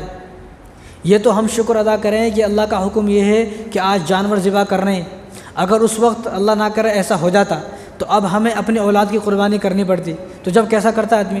اب تو صاحب نصاب آدمی بکرا کاٹنے کو تیار نہیں ہے، تو اولاد کو کیسا کاٹتا ہے یہ آدمی؟ اب صاحب نصاب کون ہے آگے میں بتاؤں گا آپ کو۔ تو اب جب چھری چلائی، آنکھیں بنی ہوئی ہیں، آنکھوں پر پٹی بندھی ہوئی ہے، تو اللہ تبارک و تعالیٰ نے فوراً مینڈے کو بھیجا آپ کے پاس۔ اور مینڈا کون سا تھا؟ مینڈا وہ تھا جو حضرت حابیل علیہ السلام نے، جو حضرت ابراہیم حضرت آدم علیہ السلام کے لڑکے تھے حابیل، جو انہوں نے قربانی کو اپنا مینڈا پیش کیا، اللہ تبارک و تعالیٰ نے اس کی قربانی کو پیش کر لیا۔ اسی مینڈے کو اللہ تبارک و تعالیٰ نے جنت میں اس کی جو پرورش کی، تو اسی مینڈے کو اللہ تبارک و تعالیٰ نے یہاں پر اتارا۔ جب ان کی آنکھ کھلی ہوئی تھی، جو جبرائیل علیہ السلام نے اسماعیل علیہ السلام کو ہٹا دیا اور ان کے نیچے اس مینڈے کو دے دیا۔ جب انہوں نے چھری چلائی تو چھری چل گئی، ابھی ان کو معلوم نہیں ہے، ابھی ان کو پتہ نہیں، آنکھیں بندھی ہوئی ہے۔ جب آنکھوں پر سے پٹی ہٹائی تو دیکھا اسماعیل علیہ السلام ایک طرف بیٹھے ہوئے مسکرا رہے ہیں، اور یہاں پر مینڈا ذبح ہو گیا۔ تو اللہ تعالیٰ نے پھر فرمایا وَنَادَيْنَاهُ أَن يَا إِبْرَاهِيمُ فَلَمَّا أَسْلَمَا وَتَلَّهُ لِلْجَبِينِ، جب انہوں نے اپنے کام کو مکمل کر لیا، وَنَادَيْنَاهُ أَن يَا إِبْرَاهِيمُ، ہم نے ابراہیم علیہ السلام کو پکار کر کہا قَدْ صَدَّقْتَ الرُّؤْيَا إِنَّا كَذَلِكَ نَجْزِي الْمُحْسِنِينَ، کہ آپ نے اپنے خواب کو سچ کر کے دکھا دیا، یعنی جو ہم چاہ رہے تھے آپ نے ان خواب کو سچ کر کے دکھا دیا۔ إِنَّ هَذَا لَهُوَ الْبَلَاءُ الْمُبِينُ، جو ابراہیم علیہ السلام نے کام کیا بہت بڑا کام ہے، یہ اللہ تعالیٰ خود فرما رہے إِنَّ هَذَا لَهُوَ الْبَلَاءُ الْمُبِينُ، یہ بہت بڑا امتحان تھا، بہت بڑا کام تھا، کوئی چھوٹا موٹا کام نہیں ہے اپنے بیٹے کو ذبح کرنا۔ وَفَدَيْنَاهُ، اور وَفَدَيْنَاهُ بِذِبْحٍ عَظِيمٍ، کہ اللہ تعالیٰ نے فرمایا کہ ہم نے ان کے بیٹے کی جگہ مینڈے کو دیا قربانی کرنے کے لیے، اور آگے فرمایا وَسَلَامٌ عَلَيْهِ وَتَرَكْنَا عَلَيْهِ فِي الْآخِرِينَ، ہم آپ کے اس عمل کو قیامت تک کے لیے زندہ رکھیں گے۔ تو ابراہیم علیہ السلام کی سنت ہے، کیونکہ جب اس وقت صحابہ نے حضور سے پوچھا ما ھذہ الاضاحی یا رسول اللہ، یہ قربانی کیا ہے؟ تو حضور صلی اللہ علیہ وسلم نے ارشاد فرمایا قال سنت ابیکم ابراہیم، یہ ابراہیم علیہ السلام کی سنت ہے۔ اور اللہ تبارک و تعالیٰ نے خوش ہوئے کہ اللہ نے فرمایا سلام علی ابراہیم، ابراہیم علیہ السلام پر سلام ہو، یعنی اللہ تعالیٰ خود سلام کر رہے ہیں ابراہیم علیہ السلام کو قربانی پر۔ تو اب ہم یہ سوچیں کہ ہم بھی اگر اللہ تبارک و تعالیٰ کے رضا کے لیے، خوشنودی کے لیے خوش دلی سے قربانی کریں گے تو ہم سے بھی اللہ تبارک و تعالیٰ ایسے ہی راضی ہو جائیں گے۔ تو یہ آپ کو سمجھ میں آ گیا کہ کہاں سے شروع ہوئی۔ اب آپ یہ سمجھیں کہ قربانی ہے کس پر، قربانی کس پر ہے؟ بھائی میرا پڑوسی میرے کو مالدار بولے یا نہ بولے اس بات سے مطلب نہیں ہے، میں اپنی بستی میں مالدار ہوں یا نہیں ہے یہ مطلب نہیں ہے، مطلب اور مقصد یہ ہے کہ شریعت مجھے مالدار بتاتی یا نہیں بتاتی، میں شریعت کے نظر میں مالدار ہوں یا نہیں ہوں۔ میرا پڑوسی مجھے غریب سمجھتا ہے تو سمجھنے دے، مالدار سمجھتا ہے تو سمجھنے دے۔ میں خود کو، آج کل کیا ہے، آدمی مالدار ہے، صاحب نصاب ہے، لیکن خود یہ سوچ رہا ہے میں تو غریب ہوں۔ بھائی آدمی مالدار کس کو سمجھتا ہے؟ اب جس کے پاس 4-5 گاڑیاں ہوں اور بڑی بڑی بلڈنگ ہوں اور اس کے آگے پیچھے نوکر گھومتے ہوں، بڑا سیٹھ آدمی، تو سوچتا ہے انہیں مالدار ہے۔ حالانکہ شریعت دیکھنا ہے کہ شریعت کس کو مالدار کہتی ہے۔ قربانی ہر اس آدمی پر ہے۔ اور ایک اور مسئلہ سمجھیں آپ، زکوٰۃ کے لیے سال گزرنا ضروری ہے۔ سال، زکوٰۃ جب واجب ہوتی ہے جب آدمی کے مال کے اوپر سال گزر جائے، سونے کے اوپر، چاندی کے اوپر، اور اتنا پیسہ ہے کہ جس پیسے سے 52.5 تولہ چاندی آدمی خرید سکتا ہے، اتنے پیسے کے اوپر اگر سال گزر رہا ہے تو یہ آدمی زکوٰۃ دے گا، سال نہیں گزرا تو زکوٰۃ نہیں دے گا۔ لیکن قربانی کا مسئلہ ایسا نہیں ہے۔ قربانی کا مسئلہ یہ ہے کہ اگر آج ہی کسی کے پاس اتنے پیسے ہیں کہ جس سے وہ 52.5 تولہ چاندی خرید سکتا ہے، یا اتنے پیسے ہیں کہ جتنے پیسے کی 52.5 تولہ چاندی ہے، تو انہیں آدمی آج ہی قربانی دے گا۔ یہ نہ سوچے کہ بھائی میرے پاس تو آج ہی پیسہ ہے نا، بھائی میرے پاس آج ہی پیسے آئے۔ تو قربانی کس پر ہے؟ صاحب نصاب کون ہے؟ جس کے پاس سونا ہو 7.5 تولہ۔ اب مسئلہ یہ ہے کوئی آدمی یہ بولے ارے میرے پاس تو 3 تولے سونا ہے، بھائی میرے پاس کئی کو ہوتی۔ یہ مسئلہ اچھی طرح ذہن میں بٹھا لے آپ۔ کل ہی ایک آدمی مجھ سے پوچھ رہا تھا ہمارے پاس تو 4 تولے سونا ہے، ہمارے اوپر تو قربانی نہیں ہے۔ مسئلہ کیا ہے؟ اس وقت لوگ کے پاس پیسے نہیں رہتے تھے۔ تو مسئلہ اصل یہ ہے کہ جس آدمی کے پاس 7.5 تولہ سونا، صرف سونا ہے، 1 روپیہ بھی نہیں ہے، صرف سونا اور کچھ بھی نہیں ہے، نہ گھر میں کوئی سامان ہے، نہ اس کے پاس پیسہ ہے، ایک بھی کچھ بھی نہیں ہے، صرف 7.5 تولہ سونا ہے۔ اب جب تک اس کے اوپر 7.5 تولہ سونا نہیں ہوگا تو قربانی نہیں کرے گا۔ اگر مثلا کسی آدمی کے پاس 3 تولہ، 4 تولہ، 2 تولہ، 1 تولہ سونا ہے، لیکن اس کے پاس 1000-2000 روپے بھی، اب قربانی کرے گا۔ اسی طرح 52.5 تولہ چاندی کسی کے پاس ہے، اسی طرح سامان تجارت، اس نے خریدنے کے لیے، بیچنے کے لیے کوئی سامان لیا ہو، دکان کا سامان ہے، اور اس سامان کی قیمت اتنی ہے کہ 52.5 تولہ چاندی تک پہنچتی ہے۔ اب 52.5 تولہ چاندی بولے تو 40,000 کے قریب ہے، 52.5 تولہ بولے تو آدھا کلو، 50 تولے کا آدھا کلو ہوتا ہے، 100 تولے کا 1 کلو، تو 50، اب تھوڑا بہت اور لگا لو، آدھا کلو سے زیادہ، تو آدھا کلو جو اب اس وقت جو ہے وہ 72-73 ہزار روپے ہے چاندی، تو 40-41 ہزار۔ اب جس کے پاس 40-41 ہزار روپے ہیں تو اس آدمی کے اوپر قربانی واجب ہے، نہیں کرے گا تو گنہگار ہوگا۔ لیکن قربانی میں اللہ کی رضا کے لیے کر رہا ہوں۔ اب آدمی کیا سوچتا ہے میرے پاس پیسہ نہیں، کسی کو نہیں معلوم۔ بھئی اللہ کو تو معلوم ہے نا، میں بستی والوں کے لیے تھوڑی قربانی دے رہا ہوں، میں اللہ کے لیے قربانی دے رہا ہوں، اللہ کی رضا کے لیے، اللہ کی خوشنودی کے لیے۔ اور جس آدمی کے پاس اتنا سامان ہے دکان کے اندر، جس سامان سے وہ 52.5 تولہ چاندی خرید سکتا ہے، تو اس آدمی پر بھی قربانی واجب ہے۔ اور 5ویں چیز، گھر میں ضرورت سے زیادہ سامان ہے، گھر میں ضرورت سے زیادہ سامان ہے، یعنی ٹی وی ہے، ٹی وی ضرورت میں نہیں ہے۔ آدمی کے گھر میں جو ضرورت کے سامان ہے وہ کھانے پینے کے سامان، کھانے بنانے کے سامان، گیس سلنڈر، چولہا وغیرہ، پہننے کے کپڑے، لیٹنے بیٹھنے کے کپڑے، گھر، بس یہ ضروری سامان ہے۔ گھر میں صوفے ہیں 3-3 4-4، یہ ضرورت سے الگ ہے، بنا صوفے کے بھی رہ سکتا، بنا ٹی وی کے بھی رہ سکتا، بنا فون کے بھی رہ سکتا۔ تو جو چیزیں ضرورت سے زیادہ ہیں ان کی قیمت کو لگائیں گے۔ اگر ان کی قیمت اتنی بیٹھتی ہے کہ جس سے 52.5 تولہ چاندی آ سکتی ہے تو اس آدمی پر بھی قربانی واجب ہے۔ آج تو ہمارے نوجوانوں کے پاس 2-2 3-3 فون ہے، وہ فون کی قیمت 50,000 روپے ہے، تو یہ نہیں بولتا ہے میرے پاس تو قرضہ ہے، بلکہ میرے پاس تو قرضہ ہے۔ یعنی اتنے سے دیکھو، اس سے تو گناہ معاف ہو رہے ہیں نا، اس سے کتنی ساری فضیلت میں آپ کو بتاؤں گا ابھی۔ اتنی فضیلتوں کو ذہن میں رکھ کر بھی آدمی نہ کرے تو وہ آدمی جو ہے مسلمان، اس آدمی کو کیسے بولے تو مسلمان ہے بھائی؟ جس آدمی کے سامنے ساری فضیلتیں آ گئی، ساری فضیلت بتا دی گئی، اتنی فضیلت قربانی کرنے کی، پھر بھی نہ کرے تو سمجھ لے کہ اس کی دل کو جو ہے نفاق کا کیڑا جو ہے وہ لگ چکا ہے، یا منافق کے راستے پر چل چکا ہے۔ تو آپ یہ اچھی طرح سمجھے، جس آدمی کے پاس 52.5 تولہ چاندی کی مقدار میں پیسہ ہے، یا سامان ہے، یا ضرورت سے زیادہ سامان ہے گھر میں۔ آج ہمارے گھر میں آج تو ہمارے نوجوان کی شادی ہوتی تو 50,000 کی شیروانی سلواتا، اب یہ شیروانی بھی ضرورت سے زائد میں ہے، کیونکہ بنا شیروانی کے بھی شادی ہو سکتی ہے۔ اب اگر کسی کے پاس اتنے سارے کپڑے ہیں، جن کپڑوں کی قیمت یا جن برتنوں کی قیمت یا جن صوفوں کی قیمت، جن بیڈ کی قیمت، اور ٹی وی 2-2 3-3 لاکھ کے تو ٹی وی آتے ہیں، اب ان ٹی وی کی ان سب چیز کی قیمت اگر اتنی ہے 40,000 45,000 روپے پہنچے تو ایسا آدمی قربانی کرے گا؟ ایسا آدمی قربانی کرنے سے تو برکتیں آتی ہیں بھائی، ایسا نہیں قربانی کرنے سے آدمی ختم ہو جائے گا، مر جائے گا، مٹ جائے گا، ایسا نہیں ہے، بلکہ فرمایا جس کے آدمی کے پاس یہ 5 چیزیں، سونا چاندی اور سامان تجارت جو مال خرید و فروخت کے لیے رکھا ہوا ہے، اور نقد جو پیسے ہیں، بینک میں پیسے ہیں وہ، اور ضرورت سے زیادہ سامان، جس آدمی کے پاس یہ 5 چیزیں ہیں اور ان 5 چیزوں کی قیمت اتنا ہوتی ہے کہ 52.5 تولہ، یہ آدمی قربانی کرے گا، نہیں کرے گا تو گنہگار ہوگا، نہیں کرے گا تو گنہگار ہوگا۔ تو حضور صلی اللہ علیہ وسلم نے ارشاد فرمایا 10 تاریخ کا سب سے بہترین عمل، اب 10 تاریخ کو آدمی نماز بھی پڑھتا ہے، فجر بھی، ظہر بھی، عصر بھی، 10 تاریخ کو آدمی جو ہے عید کے دن عید کی نماز بھی پڑھتا ہے، لیکن حضور نے فرمایا کہ 10 تاریخ کو سب سے افضل عمل اللہ تبارک و تعالیٰ کے نزدیک خون بہانا یعنی قربانی کرنا ہے، اس سے افضل عمل اللہ تبارک و تعالیٰ کے یہاں کوئی نہیں ہے۔ دوسری بات، ایک ضروری بات، دیکھو حلال سے قربانی کرے آدمی، حلال سے، حلال پیسے سے، حرام سے نہیں، سود اور بیاج کا جس کا کاروبار ہے وہ قربانی سے دور رہے، نہ کرے تو اچھا ہے۔ جس آدمی کا پیسہ حرام کا ہے اور وہ قربانی کرے، اس کو جائز بھی سمجھے، تو وہ اپنے ایمان سے بھی ہاتھ دھو بیٹھا اور اپنی بیوی سے بھی ہاتھ دھو بیٹھا، ہو اس کی بیوی بھی اس کی ایمان، کیونکہ ایمان ہی ختم ہو گیا جب ایمان ہی نہیں، حرام سے تو کاروبار کرنا وہ الگ ہے، لیکن حرام سے کاروبار بھی کر رہا ہے، اس کاروبار کو ضروری بھی سمجھتا ہے، تو حرام سے کاروبار کو آدمی ضروری سمجھے اور یہ سوچے میں حرام مال سے جو ہے قربانی کروں گا، میری قربانی قبول ہوگی، اس کو نیکی سمجھ رہا ہے، تو یہ آدمی کا ایمان ختم ہو گیا۔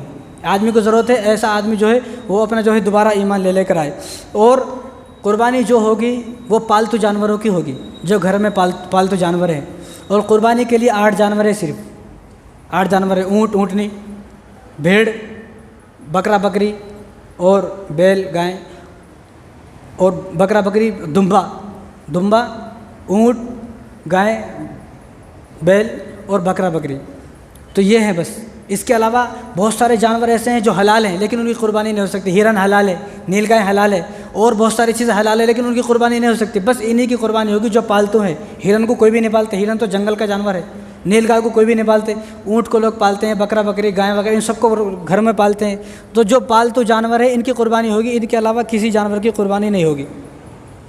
اور قربانی کے صرف 3 دن ہے، بعض لوگ بولتے ہیں 4 دن ہے، 5 دن ہے، 6 دن ہے، ایسا نہیں، بس 3 دن ہے۔ عید کی نماز پڑھنے کے بعد، جہاں عید کی نماز ہوتی ہے وہ عید کی نماز پڑھنے کے بعد کریں گے، جہاں جو گاؤں دیہات ہیں جہاں عید کی نماز نہیں ہوتی وہ لوگ عید کی نماز سے، فجر کی نماز کے بعد، عید کی نماز سے پہلے بھی کر سکتے ہیں جہاں پر عید کی نماز نہیں ہوتی وہاں پر۔ اور قربانی کے صرف 3 دن ہے، 4-5 دن نہیں ہے، صرف 3 دن ہے قربانی کے۔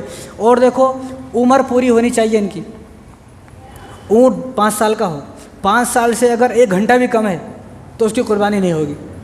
آج کل تو کیا چل رہا ہے، نقلی وہ بکروں کے دانتوں میں جو ہے نقلی دانت فٹ کرا دیے۔ ایک آدمی تو ایسی ویڈیو بتلا، میں ویڈیو دیکھ کے حیران ہو گیا، وہ بکرے کی آنکھ پھوٹی ہوئی ہے، وہ بکرے کی آنکھ کو نقلی آنکھ فٹ کر کے ہے، انہیں جب ذبح کرنے کے بعد پتہ چلے کہ اس کی آنکھ نقلی ہے۔ تو ایسے لوگ جو قوم کو دھوکہ دے رہے ہیں یہ مسلمانوں کی لسٹ سے بالکل خارج ہے، یہ مسلمان نہیں، ایسے لوگ جو لوگوں کو دھوکہ دے رہے ہیں۔ تو اونٹ جو ہے 5 سال کا ہو، 5 سال سے اگر 1 دن بھی کم ہے، 1 گھنٹہ بھی کم ہے تو قربانی نہیں ہوگی۔ اس طرح بیل گائے وغیرہ بھینس ہے، ان کی عمر 2 سال ہو، 2 سال سے اگر 1 گھنٹہ بھی کم ہے، 1 دن تو بہت دور کی بات ہے، 1 گھنٹہ بھی اگر کم ہے تو اس کی قربانی نہیں ہوگی۔ اسی طرح بکرا بکری ہے، ان کی عمر 1 سال ہو، لیکن بھیڑ ہے، دمبا ہے، یہ اگر ان کی بھی 1 سال، لیکن بھیڑ دمبے کے میں یہ اجازت ہے اگر بھیڑ دمبا 6 سال سے زیادہ نہیں، 6 مہینے سے زیادہ، 6 مہینے سے کم نہیں، 6 مہینے سے زیادہ ہے اور دیکھنے میں موٹا تازہ تندرست ہے، دیکھنے میں دور سے ایسا لگتا ہے کہ 1 سال کا ہے، تو اس کی قربانی کر سکتے ہیں، صرف بھیڑ دمبا اور کچھ نہیں۔ بکرا جو ہے وہ 1 سال کا ہی ہونا چاہیے، بھینس بیل وغیرہ جو ہے وہ 2 سال کے ہونے چاہیے، اور اونٹ جو ہے وہ 5 سال کا ہونا چاہیے، اس سے کم نہیں، اس سے 1 گھنٹہ بھی کم ہوگا تو اس کی قربانی نہیں ہوگی۔ اور ایک حصے میں آدمی، ایک جانور میں، بڑے جانور میں 7 حصے ہوتے ہیں، کچھ لوگ بولتے ہیں 10 حصے ہوتے ہیں، بھائی 10 حصے والے بھی ہیں بہت، تو بھائی جس نے 8 سے زیادہ، 7 سے زیادہ 8واں بھی کر لیا، ان کی کسی کی بھی قربانی نہیں ہوئی، ایک کی بھی قربانی نہیں ہوئی، تو 7 حصے ہیں بس، 7 سے زیادہ نہیں ہے۔ اب اگر کسی آدمی کے پاس سونا ہے، چاندی ہے، زمین ہے، گھر ہے، سب کچھ ہے، لیکن اس کے پاس پیسہ نہیں ہے، ایسے بہت سارے لوگ ہیں، میں بولتا میرے پاس زمین بھی ہے، سب کچھ ہے. بھائی یہ جو زمین ہے نا، اس کو بیچے تو پیسے آتے ہیں، اینٹ پتھر آتے. سونا ہے، اب سونا بیچے تو آدمی پیسے آتے ہیں، اینٹ پتھر آتے. تو ایسے آدمی، جس آدمی کے پاس زمین ہے، سونا ہے، چاندی ہے، سب کچھ ہے، پلاٹ ہے، گھر ہے، لیکن اس کے پاس پیسے نہیں ہے، تو اس آدمی کے لیے حکم یہ ہے کہ آدمی اپنا سونا بیچے، اپنا چاندی بیچے، اپنی زمین بیچے یا ادھار لے. جس آدمی کے اوپر قربانی واجب ہے اور قربانی کا ایام میں اس آدمی کا پاس پیسے نہیں ہے، تو یہ آدمی ادھار لے کر بھی قربانی کرے گا، بچے گا نہیں، بلکہ ادھار لے کر بھی اس کو قربانی کرنا پڑے گا. نہیں کرے گا تو گنہگار ہوگا. نبی کریم صلی اللہ علیہ وسلم مدینہ کے اندر 10 سال رہے. کتنے سال رہے؟ 10 سال. کبھی بھی آپ، یہ میرا چیلنج ہے، کبھی بھی پوری دنیا یہ ثابت نہیں کر سکتی کہ حضور کبھی صاحب نصاب ہوئے ہوں. یعنی حضور کبھی صاحب نصاب نہیں ہوئے. حضور کے پاس کبھی اتنے پیسے ہوئے ہی نہیں کہ جن پیسوں سے 52.5 تولہ چاندی خرید سکتے ہوں. لیکن حضور نے پوری زندگی 10 کے 10 سال 2 قربانی کی ہیں، 2 حصے، 2 جانور کاٹتے تھے آپ، ایک میرا، ایک میری امت کا. ایک کس کا؟ ایک حضور بولتے تھے میرا ہے، ایک میری امت کی طرف سے ہے. حالانکہ حضور جو ہے کبھی صاحب نصاب نہیں ہوئے، نہ حضور پر کبھی قربانی واجب ہوئی، کبھی فرض نہیں ہوئی قربانی، لیکن پھر بھی ہر سال دے رہے ہیں. اسی طرح ابو بکر رضی اللہ تعالیٰ عنہ، عمر رضی اللہ تعالیٰ عنہ، عثمان علی رضی اللہ تعالیٰ عنہ، یہ ہر سال قربانی کرتے تھے، ہر سال قربانی دیتے تھے، لیکن زندگی میں کبھی بھی ان کے اوپر جو ہے قربانی واجب نہیں ہوئی، یہ صاحب نصاب نہیں ہوئے. اور حضور نے حضرت علی کو فرمایا، علی سب لوگ ایک دیں گے لیکن تجھے 2 قربانی کرنی ہے. کتنی؟ 2. یا رسول اللہ 2 کیوں؟ سب لوگ ایک دیتا نا، میں 2 کیوں؟ ایک تو اپنی طرف سے دے گا، ایک میری طرف سے دے گا. علی کو فرمایا. حالانکہ علی یہ بھی بول سکتے تھے، حضرت علی کہ رسول اللہ میں تو غریب آدمی ہوں، یا حضور بھی یہ بول سکتے تھے بھائی تیرے پاس کچھ بھی نہیں تو کہاں سے کرے گا. لیکن حضور نے فرمایا یہ الگ بات ہے، کس کے اوپر ہے واجب نہیں، یہ الگ بات ہے، لیکن حضور نے فرمایا کہ تیرے کو 2 قربانی کرنا ہے، بات ختم. اور علماء فرماتے ہیں، مفتی عبدالواحد قریشی صاحب، ہمارے مفتی صاحب فرماتے ہیں، قربانی کا تعلق صاحب نصاب سے نہیں ہے. قربانی کا تعلق سونے چاندی سے نہیں ہے، بلڈنگ اور کاروں سے نہیں ہے، بڑے بڑے کاروبار امیری سے نہیں ہے، مالداری سے نہیں ہے.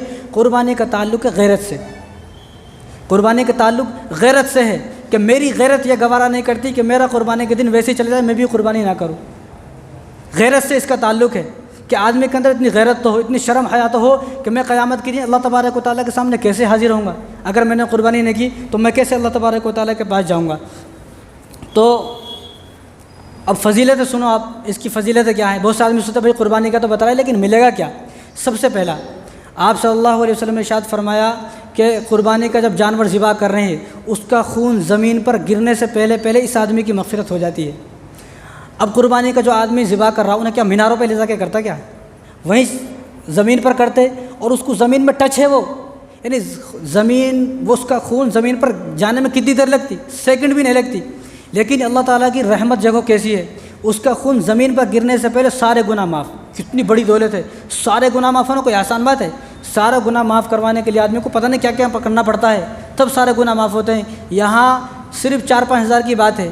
اب کچھ لوگ یہ سوچتے ہیں نہیں حصہ لینا ہے تو بکرے میں ہی لینا ہے، بکرے کے علاوہ نہیں لینا ہے. ایسا نہیں ہے بھائی، جہاں آپ جس طرح آپ لینا چاہیں لے سکتے ہو.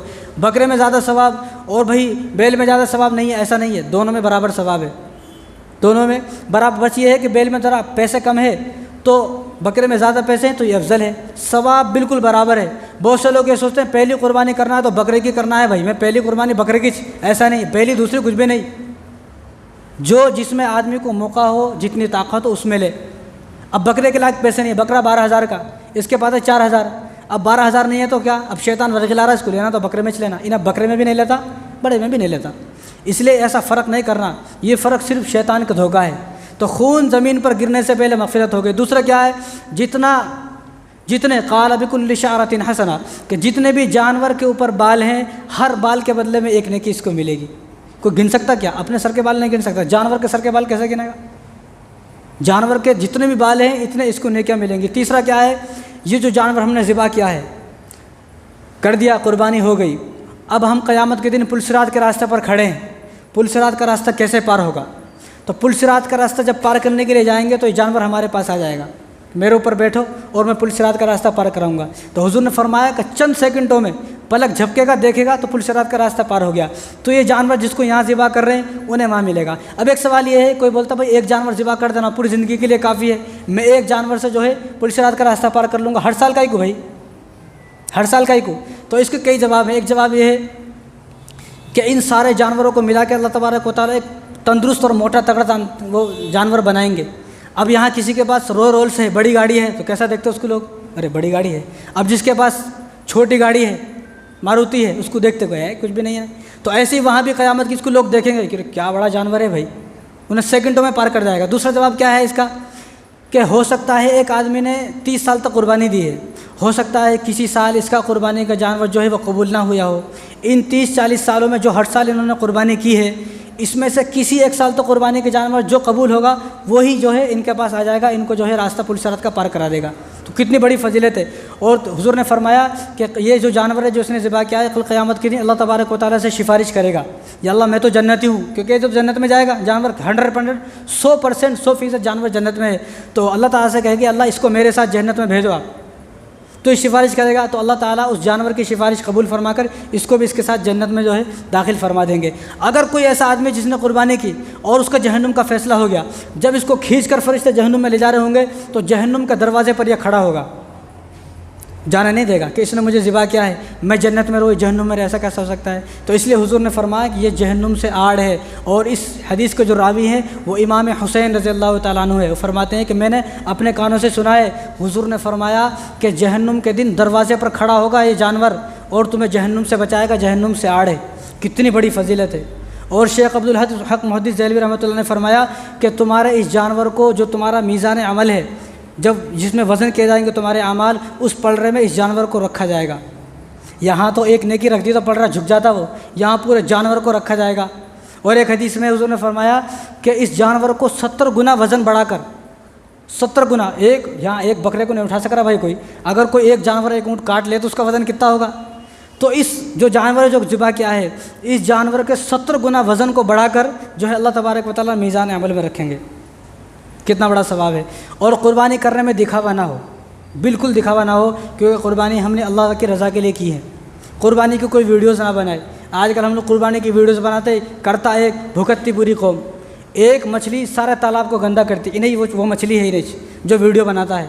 قربانی کی کوئی ویڈیو نہیں بنانی، نہ پوسٹ کرنی، کیونکہ قربانی کی ویڈیو بنا کر ہمیں اس سامنے والے کو خوش نہیں کرنا ہے۔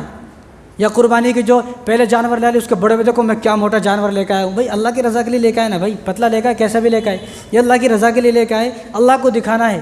جب اللہ کو دکھانا ہے تو اللہ کی رضا ہی ہونی چاہیے، کوئی ویڈیو فوٹو نہ بنایا جائے۔ دوسری بات، کچھ لوگ یہ سوچتے ہیں کہ جب میں پہلی قربانی کروں گا تو میری پہلی قربانی میرے والد صاحب کے نام سے، پہلی قربانی والدہ کے نام سے، یا پہلی قربانی بیوی کے نام سے، یا پہلی قربانی حضور کے نام سے۔ ایسا نہیں ہے۔ جس آدمی پر قربانی واجب ہے یہ آدمی قربانی کرے گا، پہلی دوسری کچھ بھی نہیں ہوتی۔ جس آدمی پر قربانی واجب ہے پہلے یہ اپنا حصہ لے گا، اس نے اپنا حصہ لے لیا، اب اس کے پاس اور پیسے بھی ہیں، اب انہیں اپنے والد صاحب کی طرف سے بھی لے، حضور کی طرف سے بھی لے، والدہ کی طرف سے لے، سب کی طرف سے، کسی کی طرف سے لے سکتا ہے۔ کچھ لوگ ایسا ہوتا ہے پہلی قربانی والد صاحب، ایسا نہیں، بلکہ جس آدمی پر قربانی ہے وہ آدمی قربانی کرے گا۔ کچھ لوگ یہ سوچتے ہیں پورے گھر کی طرف سے ایک قربانی کر دینا، ایسا نہیں۔ اگر گھر میں 4 بیٹے ہیں اور چاروں بیٹے ماشاءاللہ کماتے ہیں اور چاروں بیٹے کے اکاؤنٹ میں 50-50 ہزار روپے ہیں، تو یہ چاروں بیٹے کا الگ الگ قربانی ہے، ایک قربانی نہیں، ان کو الگ الگ قربانی کرنا پڑے گا۔ کچھ لوگ سوچتا ہم گھر میں 4-5 ہیں نا بھائی، 4-5 مل کے جو ہے ایک کر لیں گے۔ بھائی جب لینے کا معاملہ آتا کہیں سے 10-10 ہزار روپے مل رہے تو کیا پتا وہ الگ ہے میں الگ ہوں بھائی، میرے کو الگ دیو، اس کا چولہا الگ ہے میرا، لیکن جب دینے کی باری آتی اور ہم سب ایک ہے بھائی، دے دیا بھائی سب ایک ہے، ایسا نہیں۔ بلکہ جتنے گھر میں موجود ہیں ان پر قربانی واجب ہے، تو سب کی طرف سے جو ہے قربانی کرنا پڑے گا، سب کو طرف سے الگ الگ۔ بیوی کے پاس سونا چاندی ہے تو بیوی کی الگ ہے، بیوی الگ کرے گی۔ اگر بیوی اپنا سونا چاندی شوہر کو مشکل وقت میں دے دیتی ہے تو شوہر اس کی طرف سے کرے گا۔ اگر شوہر کی مشکل وقت میں بیوی سونا چاندی نہیں دے رہی ہے، میرا ہے میں نہیں دیتی ہوں بول کے، ایسی بیوی کو شوہر کی طرف سے اجازت نہیں ہے وہ کرے گا۔ ایسی بیوی کرے گی تو ٹھیک ہے، نہیں کرے گی تو خود گنہگار ہوگی۔ ایسا ہوتا نہیں، میرا سونا نہیں دیتی ہوں میں، کوئی مشکل وقت آئے تو نہیں، لیکن قربانی کا وقت آئے تو تم کرنا بھائی، میں کیوں کرنا بھائی، انہیں کیوں کرتا بھائی، جب مشکل وقت آیا تو سونا نہیں دینا اس کو، اس کے ساتھ نہیں دی تو یہ نہیں کرتا۔ تو بیوی کے پاس سونا ہے لیکن پیسے نہیں ہے تو عورت کو چاہیے کہ وہ اپنا سونا چاندی بیچ کر قربانی کرے گی، سونا چاندی بیچ کر قربانی کرے گی۔ اب مسائل تو بہت سارے ہیں۔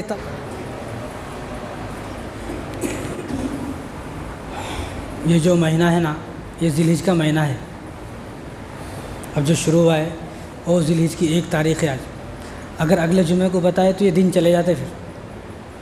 تو ذی الحجہ کے مہینے میں 1 سے لے کر 9 تاریخ تک روزے ہیں، تو ذی الحجہ کے جو ان 9 مہینوں کو، یہ 9 اس مہینے کے جو 9 دن روزہ رکھتا ہے تو ایک روزے پر اس کو 1 سال کا روزے کا ثواب ملتا ہے۔ کتنی بڑی بات ہے، ایک روزے پر 1 سال کے روزے کا ثواب، جو 1 تاریخ سے، آج 1 تاریخ ہے، 1 تاریخ سے لے کے 8 تاریخ تک رکھے گا۔ اب جو عرفے کا دن کا روزہ رکھے گا، عرفے کا دن وہ تو 9 ذی الحجہ، بقرعید سے 1 دن پہلے۔ اب عرفے کا دن کب ہے؟ ہفتے کو ہے۔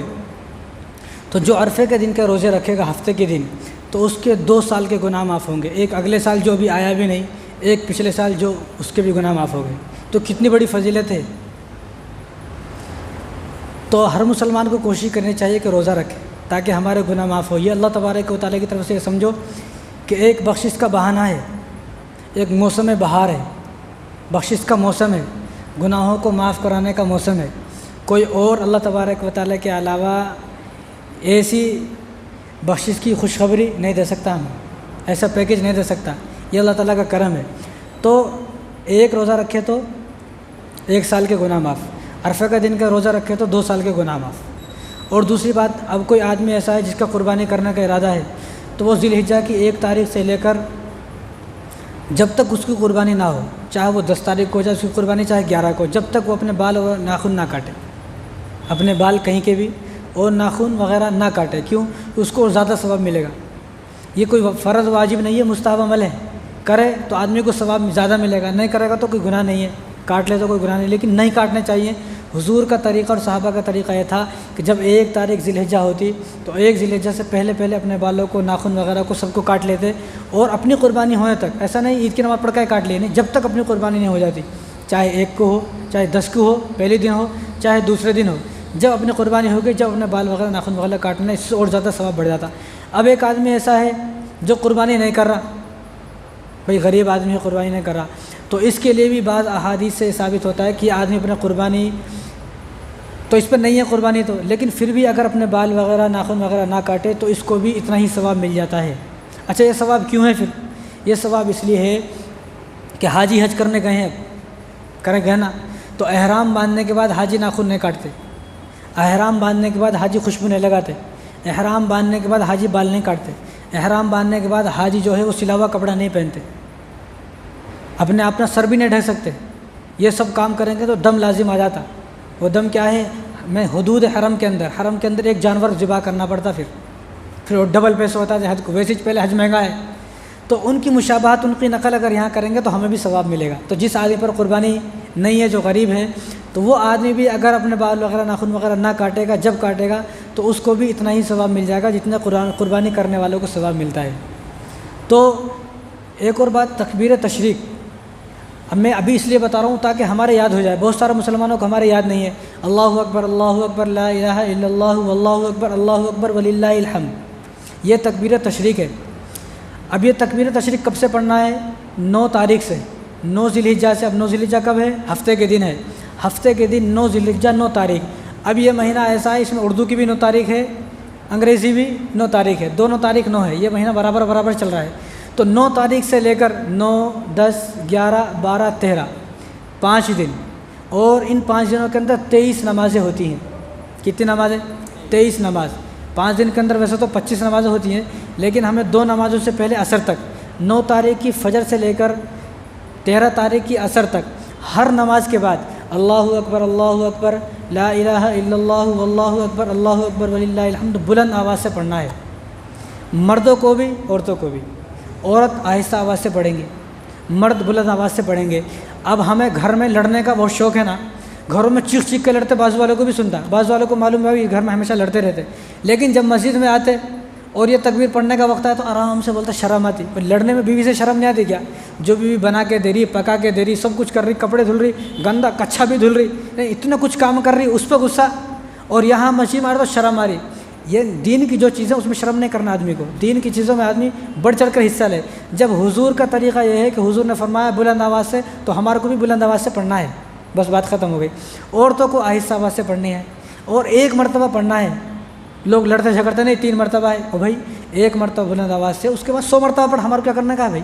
پڑھے تو ثواب بھی ملتا، لیکن بلند آواز سے جو پڑھنا ہے وہ 1 مرتبہ پڑھنا ہے۔ اس کے بعد آپ 1000 بار پڑھو، آپ چاہے 100 بار پڑھو، پڑھتے ہی رہو، آپ کو ثواب ہے، لیکن بلند آواز سے جو پڑھنا ہے وہ 1 مرتبہ سب کو پڑھنا ہے، ہفتے سے لے کر اور 4 شنبہ بدھ تک۔ ہفتہ جو آتا ہے ہفتے سے لے کر، اس لیے بتاؤ ابھی یاد کر لینا، وہ جس کو یاد نہیں، بہت سارے ہمارے ساتھی ایسے کوئی اس میں اللہ اکبر بار بار آ جا رہا نا تو یاد نہیں رہتا ہے نئے آدمی کو۔ اب یہ کیا ہے، ابراہیم علیہ السلام اسماعیل علیہ السلام کے گلے پر چھری رکھ دی ہے۔ اب جب چھری رکھ دیا تو اللہ تعالیٰ نے جبرائیل کو حکم کیا کہ مینڈا لے کر جاؤ، تو مینڈا لے کر جیسے آ رہے تھے نا تو ان کو لگا، کیونکہ جبرائیل علیہ السلام کوئی عالم غیب نہیں ہے، عالم الغیب نہیں ہے وہ، کیونکہ ان کو بھی نہیں معلوم تھا۔ وہ کیا سوچا، اگر میں اتنے مینڈا لے کر جاؤں گا کہیں ایسا نہ ہو بیٹا ذبح ہو جائے، تو انہوں اوپر سے پکارے اللہ اکبر اللہ اکبر اللہ اکبر اللہ اکبر، تو وہ آواز ابراہیم علیہ السلام کو آواز آ گئی، وہ سن گئی، تو ابراہیم علیہ السلام نے کہا لا الہ الا اللہ واللہ اکبر، لا الہ الا اللہ واللہ اکبر، کہ اللہ سب سے بڑا ہے، اللہ کے علاوہ کوئی معبود نہیں۔ اب ادھر دونوں کی آنکھیں بندی ہوئی ہیں، اسماعیل علیہ السلام کی بھی آنکھیں بندی ہوئی ہے۔ جب ان کی آنکھیں بندی ہوئی تو انہوں نے کہا اللہ اکبر وللہ الحمد، اللہ اکبر وللہ الحمد، کہ اللہ تو سب سے بڑا ہے، تمام تعریفیں تیرے لیے کہ تو نے مجھے قبول فرمایا اپنے قربانی کے لیے۔ تو ان تینوں کے الفاظوں کو، جبرائیل صلی اللہ علیہ وسلم کے الفاظ، ابراہیم علیہ السلام کے الفاظ، اسماعیل علیہ السلام کے الفاظ، ان تینوں کے الفاظوں کو بنا کر اللہ تبارک و تعالیٰ نے جوڑ کر ہمیں ایک تسبیح دے دی کہ تم لوگ یہ پڑھو، تم لوگ یہ پڑھو۔ اللہ کی تعریف ہے، اللہ بہت خوش ہوتے ہیں جو یہ پڑھتا ہے، جو نہیں پڑھتا اللہ تعالیٰ اس سے ناراض ہو جاتے ہیں۔ اور یہاں تک اس تکبیر کے بارے میں مسئلہ یہاں تک ہے، کوئی آدمی اگر اپنی قضا نماز پڑھ لے رہا، بس اس کی قضا نماز کب تھی، 8 تاریخ کی تھی، اور یہ پڑھنا 9 تاریخ کو، اگر قضا نماز میں پڑھ رہا تو بھی پھر بھی یہ تکبیر پڑھے گا۔ اور ایک مسئلہ کہ آدمی کی رکعت نکل گئی، جس کی رکعت نکل گئی وہ بھی سلام پھیرنے کے بعد بلند آواز سے پڑھے گا، جو آدمی تنہا نماز پڑھ رہا ہے فرض وہ بھی پڑھے گا، یعنی سب کے لیے ہے یہ واجب ہے پڑھنا، پڑھے گا تو اللہ خوش ہوتے ہیں، نہیں پڑھے گا تو گنہگار ہوگا۔ یہ بال وغیرہ ناخن نہیں کاٹنا، تکبیر تشریق ابھی یاد کر لینا، ہفتے کے دن سے 4 شنبے تک۔ دوسری بات، عرفے کا جو دن آئے گا وہ ہفتے کے دن ہے۔ عرفے کے دن شیطان سب سے زیادہ ذلیل ہوتا ہے، عرفے کے دن اور بدر کے دن۔ حضور نے فرمایا شیطان 2 دن بہت ذلیل ہوا ہے، ایک بدر کے دن، کیونکہ میدان بدر میں کتنے تھے لوگ، 313، اور انہیں کتنے تھے 1000، تو شیطان تو خوش تھا، آج تو 1000 جیت جاتے بول کے، اس کو نہیں معلوم تھا، لیکن یہاں الٹا ہو گیا۔ اب شیطان حیران ہو گیا، تو شیطان مٹی اٹھا کر اپنے سر پہ ڈالنے لگا، یہ کیا ہو، یہ کیسا ہو گیا، تو میں نے سوچا نہیں تھا۔ دوسرے دن عرفے کے دن شیطان سب سے زیادہ جو ہے پریشان ہو جاتا ہے، سب سے زیادہ ناراض اور سب سے زیادہ پریشان روتا ہے، چیختا چلاتا۔ کیوں؟ کیونکہ رمضان میں جب افطاری کرتا ہے آدمی تو افطاری کے وقت 6 لاکھ آدمیوں کو اللہ تبارک و تعالیٰ جہنم سے نکالتے ہیں، یہ ایک تعداد ہے کہ 6 لاکھ، بعض روایت میں 10 لاکھ، یعنی 10 لاکھ ہمیں معلوم ہے، 10 لاکھ 6 لاکھ، لیکن عرفے کے دن کوئی تعداد نہیں ہے۔ حضور نے فرمایا کہ عرفے کے دن اللہ تبارک و تعالیٰ سب سے زیادہ لوگوں کو جہنم سے نکال کر جنت میں ڈالتے ہیں۔ تو اب ہمارا فرض یہ ہے ہم خود کے لیے بھی دعا کریں، جو ہمارے والدین چلے گئے ان کے لیے عرفے کے دن دعا کریں، دادا دادی چلے گئے، نانا نانی، پردادا پردادی، پوری ایک لمبی لسٹ ہے ہماری، ان سب کا جو ہے اللہ تبارک و تعالیٰ سے دعا کریں، اللہ آج جب اتنے لوگ جہنم سے جانے والے ہیں جنت میں، یا اللہ میرے والدین پہ بھی رحم فرما، میرے دادا دادا پہ بھی رحم فرما، میرے نانا نانی پر بھی رحم فرما، میرے ساس سسرے پر بھی رحم فرما۔ نہیں، ساس سسر بولے تو ناراض ہو جاتے، ساس سترے نہیں جانا بول کے، اور بھائی ساس سترے اگر ظالم ہے تو میری وجہ سے ظالم ہے، میں ان کی بیٹی کے حق میں ظالم ہوں تو انہیں میرے لیے ظالم ہے، تو ان کی بیٹی کے حق میں اچھا رہتا، انہیں اپنے گھر میں جا کے تیری تعریف کرتی تو وہ بولتے کیا داماد ہے جی میرا، تو نالائق ہے، تو وہ بھی ایسے رہتے پھر۔ تو سب کے حق میں دعا کریں، اپنے والدین کے حق میں دعا کریں، یہ اللہ کا جو ہے ایک انعام، ایک تحفہ مل گیا ہمیں کہ عرفے کے دن زیادہ سے زیادہ دعا کریں۔ اور حضور نے فرمایا، صحابہ نے پوچھا کہ رسول اللہ ہم کیا پڑھیں، تو حضور نے فرمایا کہ سبحان اللہ پڑھیں، 100 مرتبہ عرفے کے دن سبحان اللہ پڑھیں۔ تو اس کا کیا ثواب ہے؟ تو حضور نے فرمایا کہ اس کا ثواب 100 عربی غلام آزاد کرنے کے برابر ثواب ہے۔ غلام آزاد کرنے کا میں نے پچھلی جمعہ بتایا تھا کہ ایک غریب آدمی کو شادی کرانا، گھر دینا، کاروبار کرانا، اس کا مطلب ہے غلام آزاد۔ کوئی کس کو دیتے، یہاں اپنے بیٹے کو گھر نہیں بنا رہے بھائی، گھر کو کیسا بناتے، یہاں اپنے لیے گھر نہیں بن رہا بھائی، تو 100 عربی غلام آزاد کرنے کا ثواب اس آدمی کو جو 100 مرتبہ سبحان اللہ پڑھے۔ اب 100 مرتبہ الحمدللہ، جو 100 مرتبہ الحمدللہ پڑھے گا اس کو 100 گھوڑے اللہ کے راستے میں دینے کا ثواب ہے۔ 100 گھوڑے، یہاں ایک مرغی نہیں دیتے کسی کو، 1 کلو چکن کبھی کسی کو دے نہیں زندگی میں، تو یہاں 100 گھوڑے۔ اور دوسرا حضور نے فرمایا اللہ اکبر 100 مرتبہ پڑھنے کا ثواب، اللہ اکبر 100 مرتبہ جو پڑھے گا اس کو 100 اونٹ قربان کرنے کا ثواب ہے۔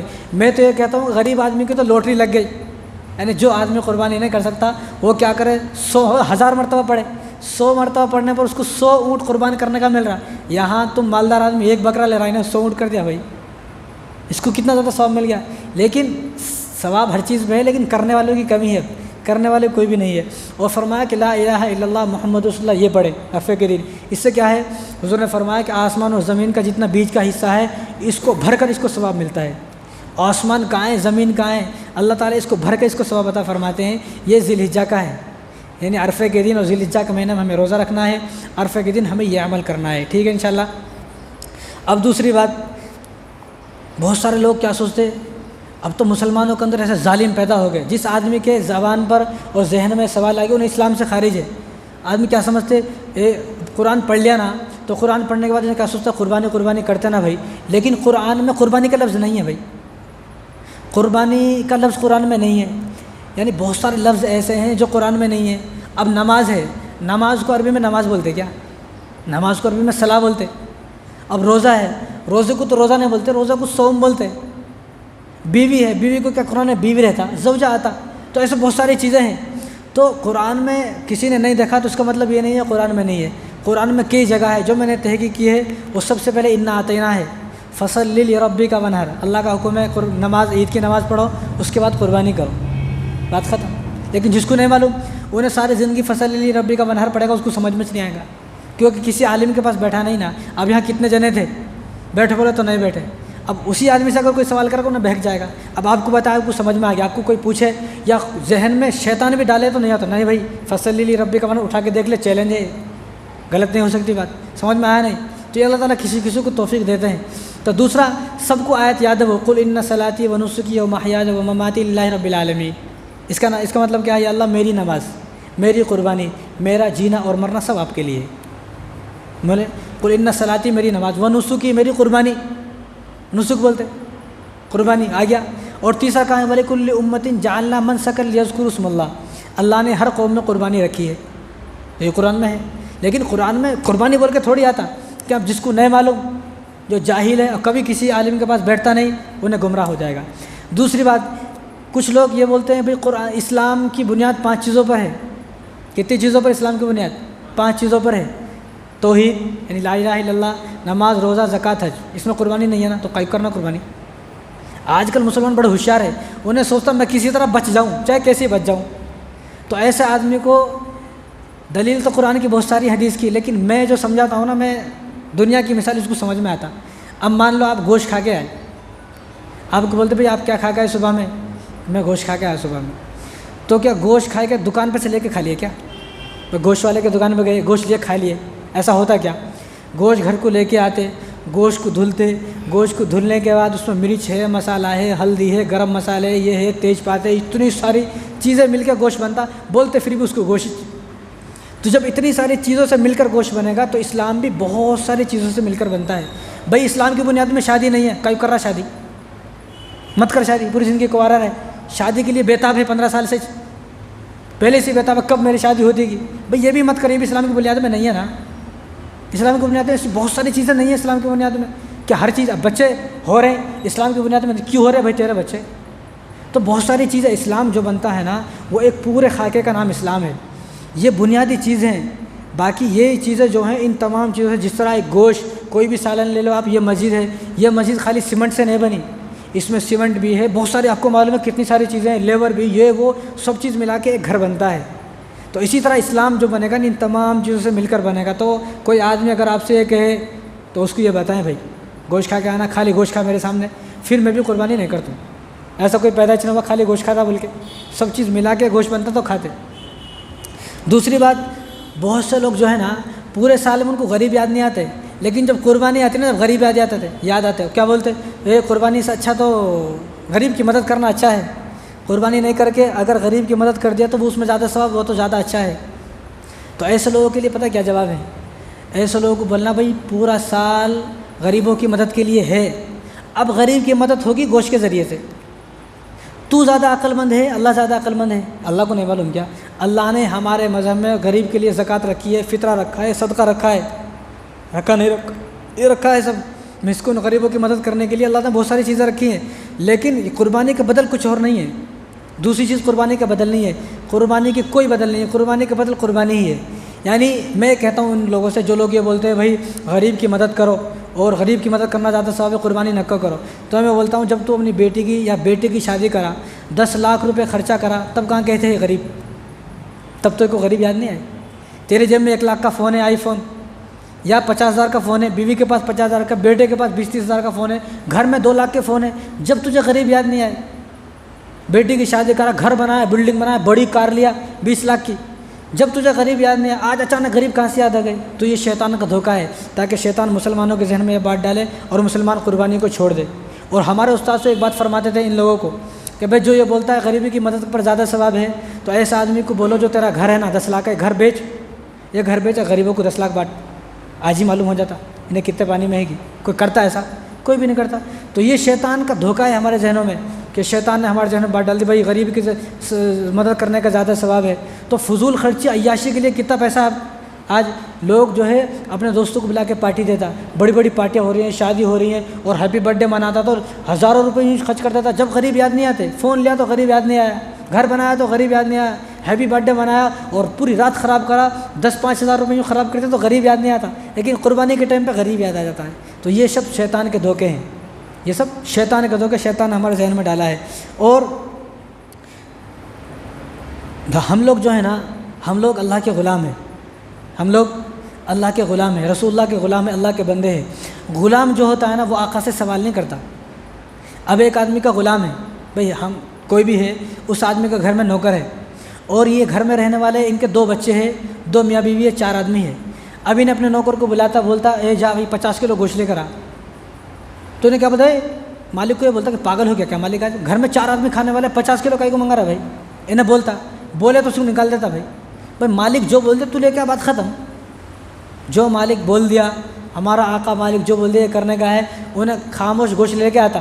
اگر انہیں زیادہ چونچا کرے، کائی کو منگا رہے، گھر میں نہیں آنا، کوئی کیوں منگا رہا ہے، میں نہیں لاتا ہوں، تو نکال دیتا نہیں.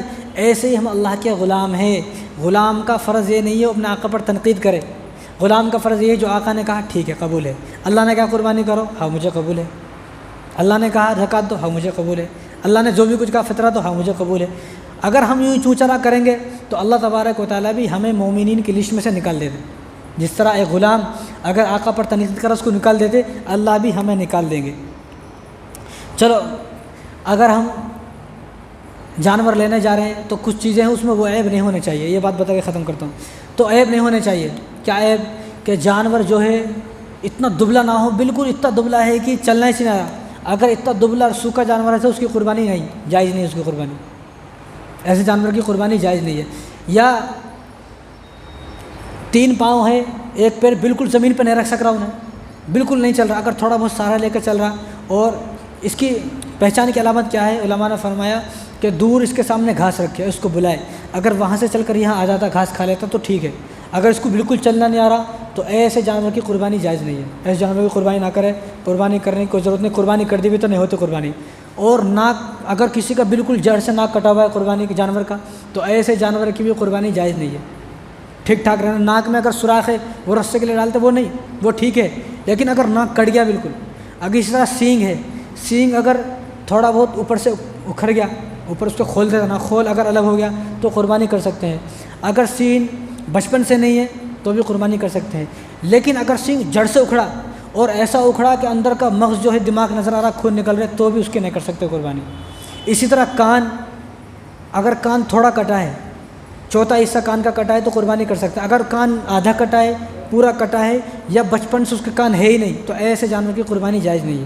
ایسی دم اور کان کا ایک ہی مسئلہ ہے. اگر چوتھائی تھوڑا کٹا ہے تو قربانی کر سکتا. اگر آدھا کٹا، آدھے سے زیادہ کٹا، یا بچپن سے ہے ہی نہیں، دم بچپن سے نہیں ہے، کان بچپن سے نہیں ہے، تو ایسے جانور کی قربانی جائز نہیں ہے. کر دی تو دوبارہ دینا پڑے گا. ایسے ہی تھن، 4 تھن والی کوئی جانور ہے تو 4 تھن میں سے 2 تھن، اس کے 2 تھن اچھے ہونا ضروری ہے. اگر 2 تھن خراب ہے، 2 تھن ٹھیک ہے، تو اس کی قربانی جائز نہیں ہے. تھنوں کا اچھا ہونا ضروری ہے. اس طرح بکری ہے، بکری کے 2 تھن رہتے تو دونوں تھن جو ہے وہ اچھا ہونا ضروری ہے. دونوں تھن میں سے اگر ایک تھن بھی خراب ہے تو ایسے بکری کی قربانی جو ہے جائز نہیں ہے. ایسے بھی قربانی جائز نہیں. اس طرح آنکھ ہے، آنکھ بھی ٹھیک، یعنی ایک آنکھ اگر خراب ہے، دوسری آنکھ سے صاف نظر آ رہا تو قربانی کر سکتے ہیں.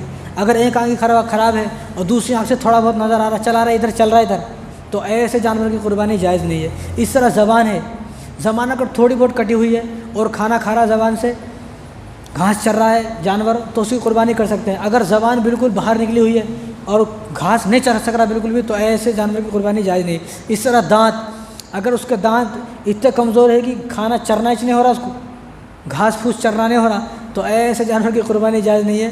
دانت اچھے ہونا ضروری ہے۔ کچھ لوگ بولتے ہیں یہ تو عیب ہے، یہ سب عیب رکھ کر آدمی جانور کو لے کے آئے، یہ سب عیب ہوں گے۔ دیکھو یہ کتنا اچھا دین ہے، ہمارے دین نے یہ بھی بتایا ہے کہ جانور کیسا ہونا چاہیے۔ اب میں 11ویں کی بتا رہا تھا، 11ویں کے جانور کے بارے میں کہیں لکھا نہیں ہے کیسا جانور ہونا چاہیے، آنکھ کٹا، ناک کٹا، دم کٹا، یہ کٹا، نہیں، کہیں بھی نہیں ہے۔ لیکن قربانی کو جو جانور اس کے بارے میں سب لکھا ہوا ہے، کیسا ہونا، ایسا ہونا، ایسا ہونا چاہیے، ویسا ہونا چاہیے۔ کچھ لوگ یہ بولتے ہیں قربانی کرنا واجب ہے، فرض تھوڑی ہے۔ قربانی کرنا واجب ہے، فرض نہیں ہے۔ جب فرض نہیں ہے تو کیوں کرنا بھائی؟ تو اس کی مثال ایک سمجھے آپ، اب ہم نماز پڑھ رہے ہیں، نماز میں سجدہ کرنا فرض ہے، رکوع کرنا فرض ہے، فرض چھوڑ دو تو نماز نہیں ہوتی۔ لیکن نماز میں سورہ فاتحہ پڑھنا واجب ہے۔ اگر کسی نے سورہ فاتحہ چھوڑ دیا اور اس کا بدل یہ ہے کہ سجدہ سہو کرے، اگر سجدہ سہو بھی نہیں کرا تو نماز نہیں ہوتی۔ اگر نماز میں واجبات چھوٹ جائے، فرائض اگر چھوٹ گیا تو نماز ہی نہیں ہوتی۔ اگر واجبات چھوٹ گئے تو سجدہ سہو کا ایک موقع ہے، ایک آپشن ہے ہمارے پاس، سجدہ سہو کر سکتے ہیں۔ اگر سجدہ سہو بھی نہیں کرے تو نماز نہیں ہوتی۔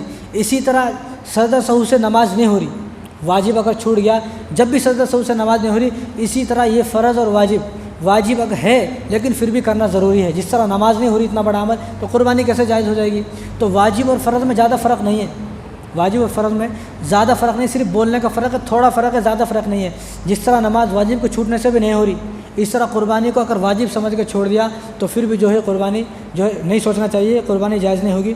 قربانی جب ہی ہوگی جب ہم اس کو جو ہے فرض اور واجب دونوں میں فرق نہ سمجھیں۔ بھائی ایک ہی ہے، اللہ کا حکم ہے، کوئی چیز فرض ہو یا نہ ہو، بھائی میرے نبی نے اس کو کیا ہے، صحابہ نے اس کو کیا ہے، اللہ کا حکم، بس مجھے کرنا ہے، مجھے فرض و واجب سے کیا مطلب، مجھے کوئی گلہ شکوہ نہیں ہے۔ اور ایک اور بات، حضور صلی اللہ علیہ وسلم نے ارشاد فرمایا کہ جو آدمی قربانی کرنے کا وسعت رکھتا ہو، من کان لہ ساعۃ ولم یضحی فلا یقربن مصلانا، جو آدمی صاحب استطاعت ہو، قربانی کر سکتا ہو پھر بھی قربانی نہ کرے، فلا یقربن مصلانا، وہ ہماری عیدگاہ کے قریب نہ آئے، وہ ہماری عیدگاہ کے قریب نہ آئے۔ کتنی بڑی بات ہے، حضور نے فرما دیا ہماری عید کو آنا ہی نہیں، عید کی نماز پڑھنا ہی نہیں، یعنی اللہ تعالیٰ یہ حضور جو ہے ناراض ہو گئے، سخت ناراض۔ اس لیے جس کے پاس قربانی ہے، یہ تھوڑی بہت باتیں تھی، تو باتیں تو اور بہت ساری ہیں، لیکن اب جو ان باتیں بچی ہیں اور بہت ساری انشاءاللہ آئندہ جمعے کو بتاؤں گا میں۔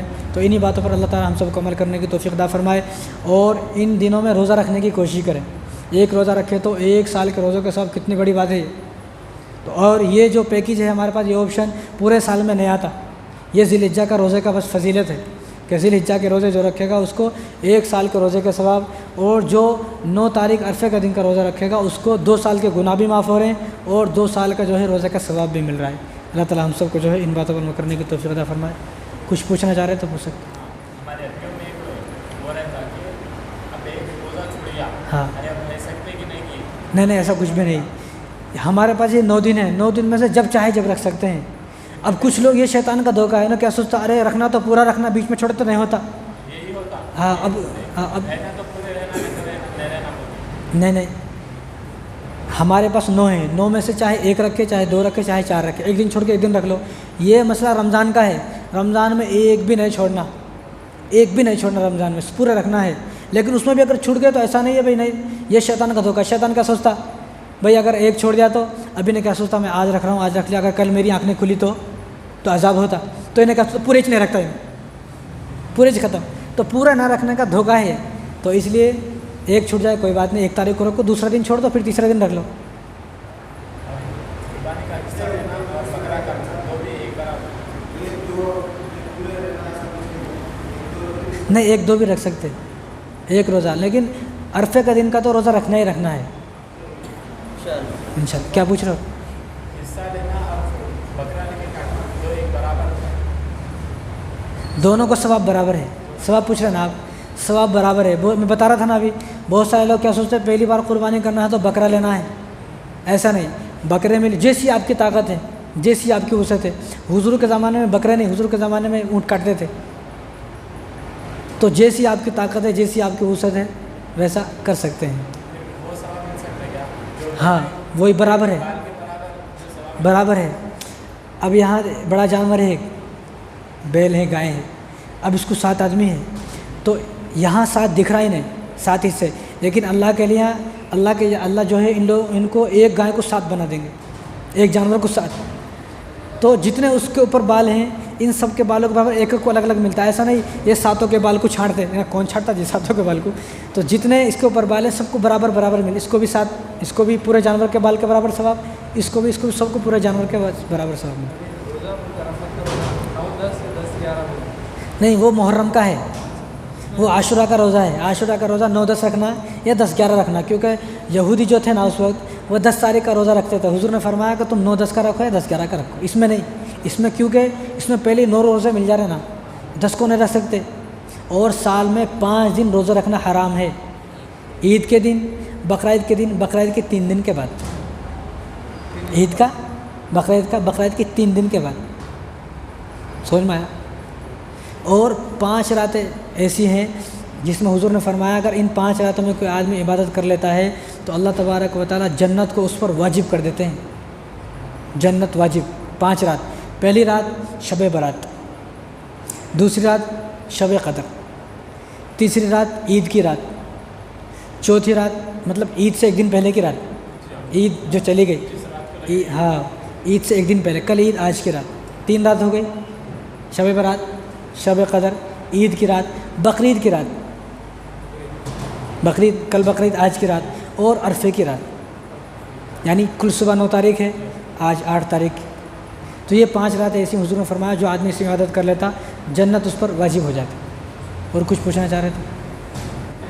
ہاں جس کے پاس 7.5 تولہ سونا ہو، اور ایک بات بھی بولے تھے کہ جس کے اکاؤنٹ میں 50,000 تک ہو انہیں بھی قربانی، ہاں کئی کو بولے تو 50,000 سے انہیں 52.5 تولہ چاندی خرید سکتا ہے، یعنی اتنے پیسے ہوں یا اتنے سامان ہو، جن سامان کو بیچ کر انہیں 52.5 تولہ چاندی خرید سکتا ہو، ہر ایسے آدمی پر قربانی ہے، اور وقت نہیں ہوتا ہے تو دیکھو کچھ میں آپ کو بات جو رہ گئی انشاءاللہ اگلے جمعے بتاتا ہوں، لیکن ایک بات بہت ضروری بات، آپ یہ بات ذرا کان کھول کر سنیں، اب یہ بات ایسی ہے اس میں کچھ لوگ ناراض بھی ہو جاتے ہیں، دیکھو ہم مسئلہ بتانے والے ہیں، مسئلہ بنانے والے نہیں ہیں، مسئلہ بتانے والے ہیں ہم، جو مسئلہ کتاب میں لکھا ہوا ہے ہم آپ تک وہ پہنچاتی ہے، ہماری ذمہ داری ہے، اور یہ ہماری روٹین میرے اللہ نے لگائی ہے، جب ایک آدمی عالم بن گیا تو اس کی ذمہ داری یہ ہے کہ لوگوں کو صحیح رہنمائی کرائے، لوگ آج کل ایک غلط راستے پر چل پڑے ہیں، میں نے پہلے بھی یہ بات بتائی ہے لیکن میں تفصیل سے بتا نہیں پایا، آج میں 5 منٹ میں اس بات کو بتا کر ختم کرتا ہوں۔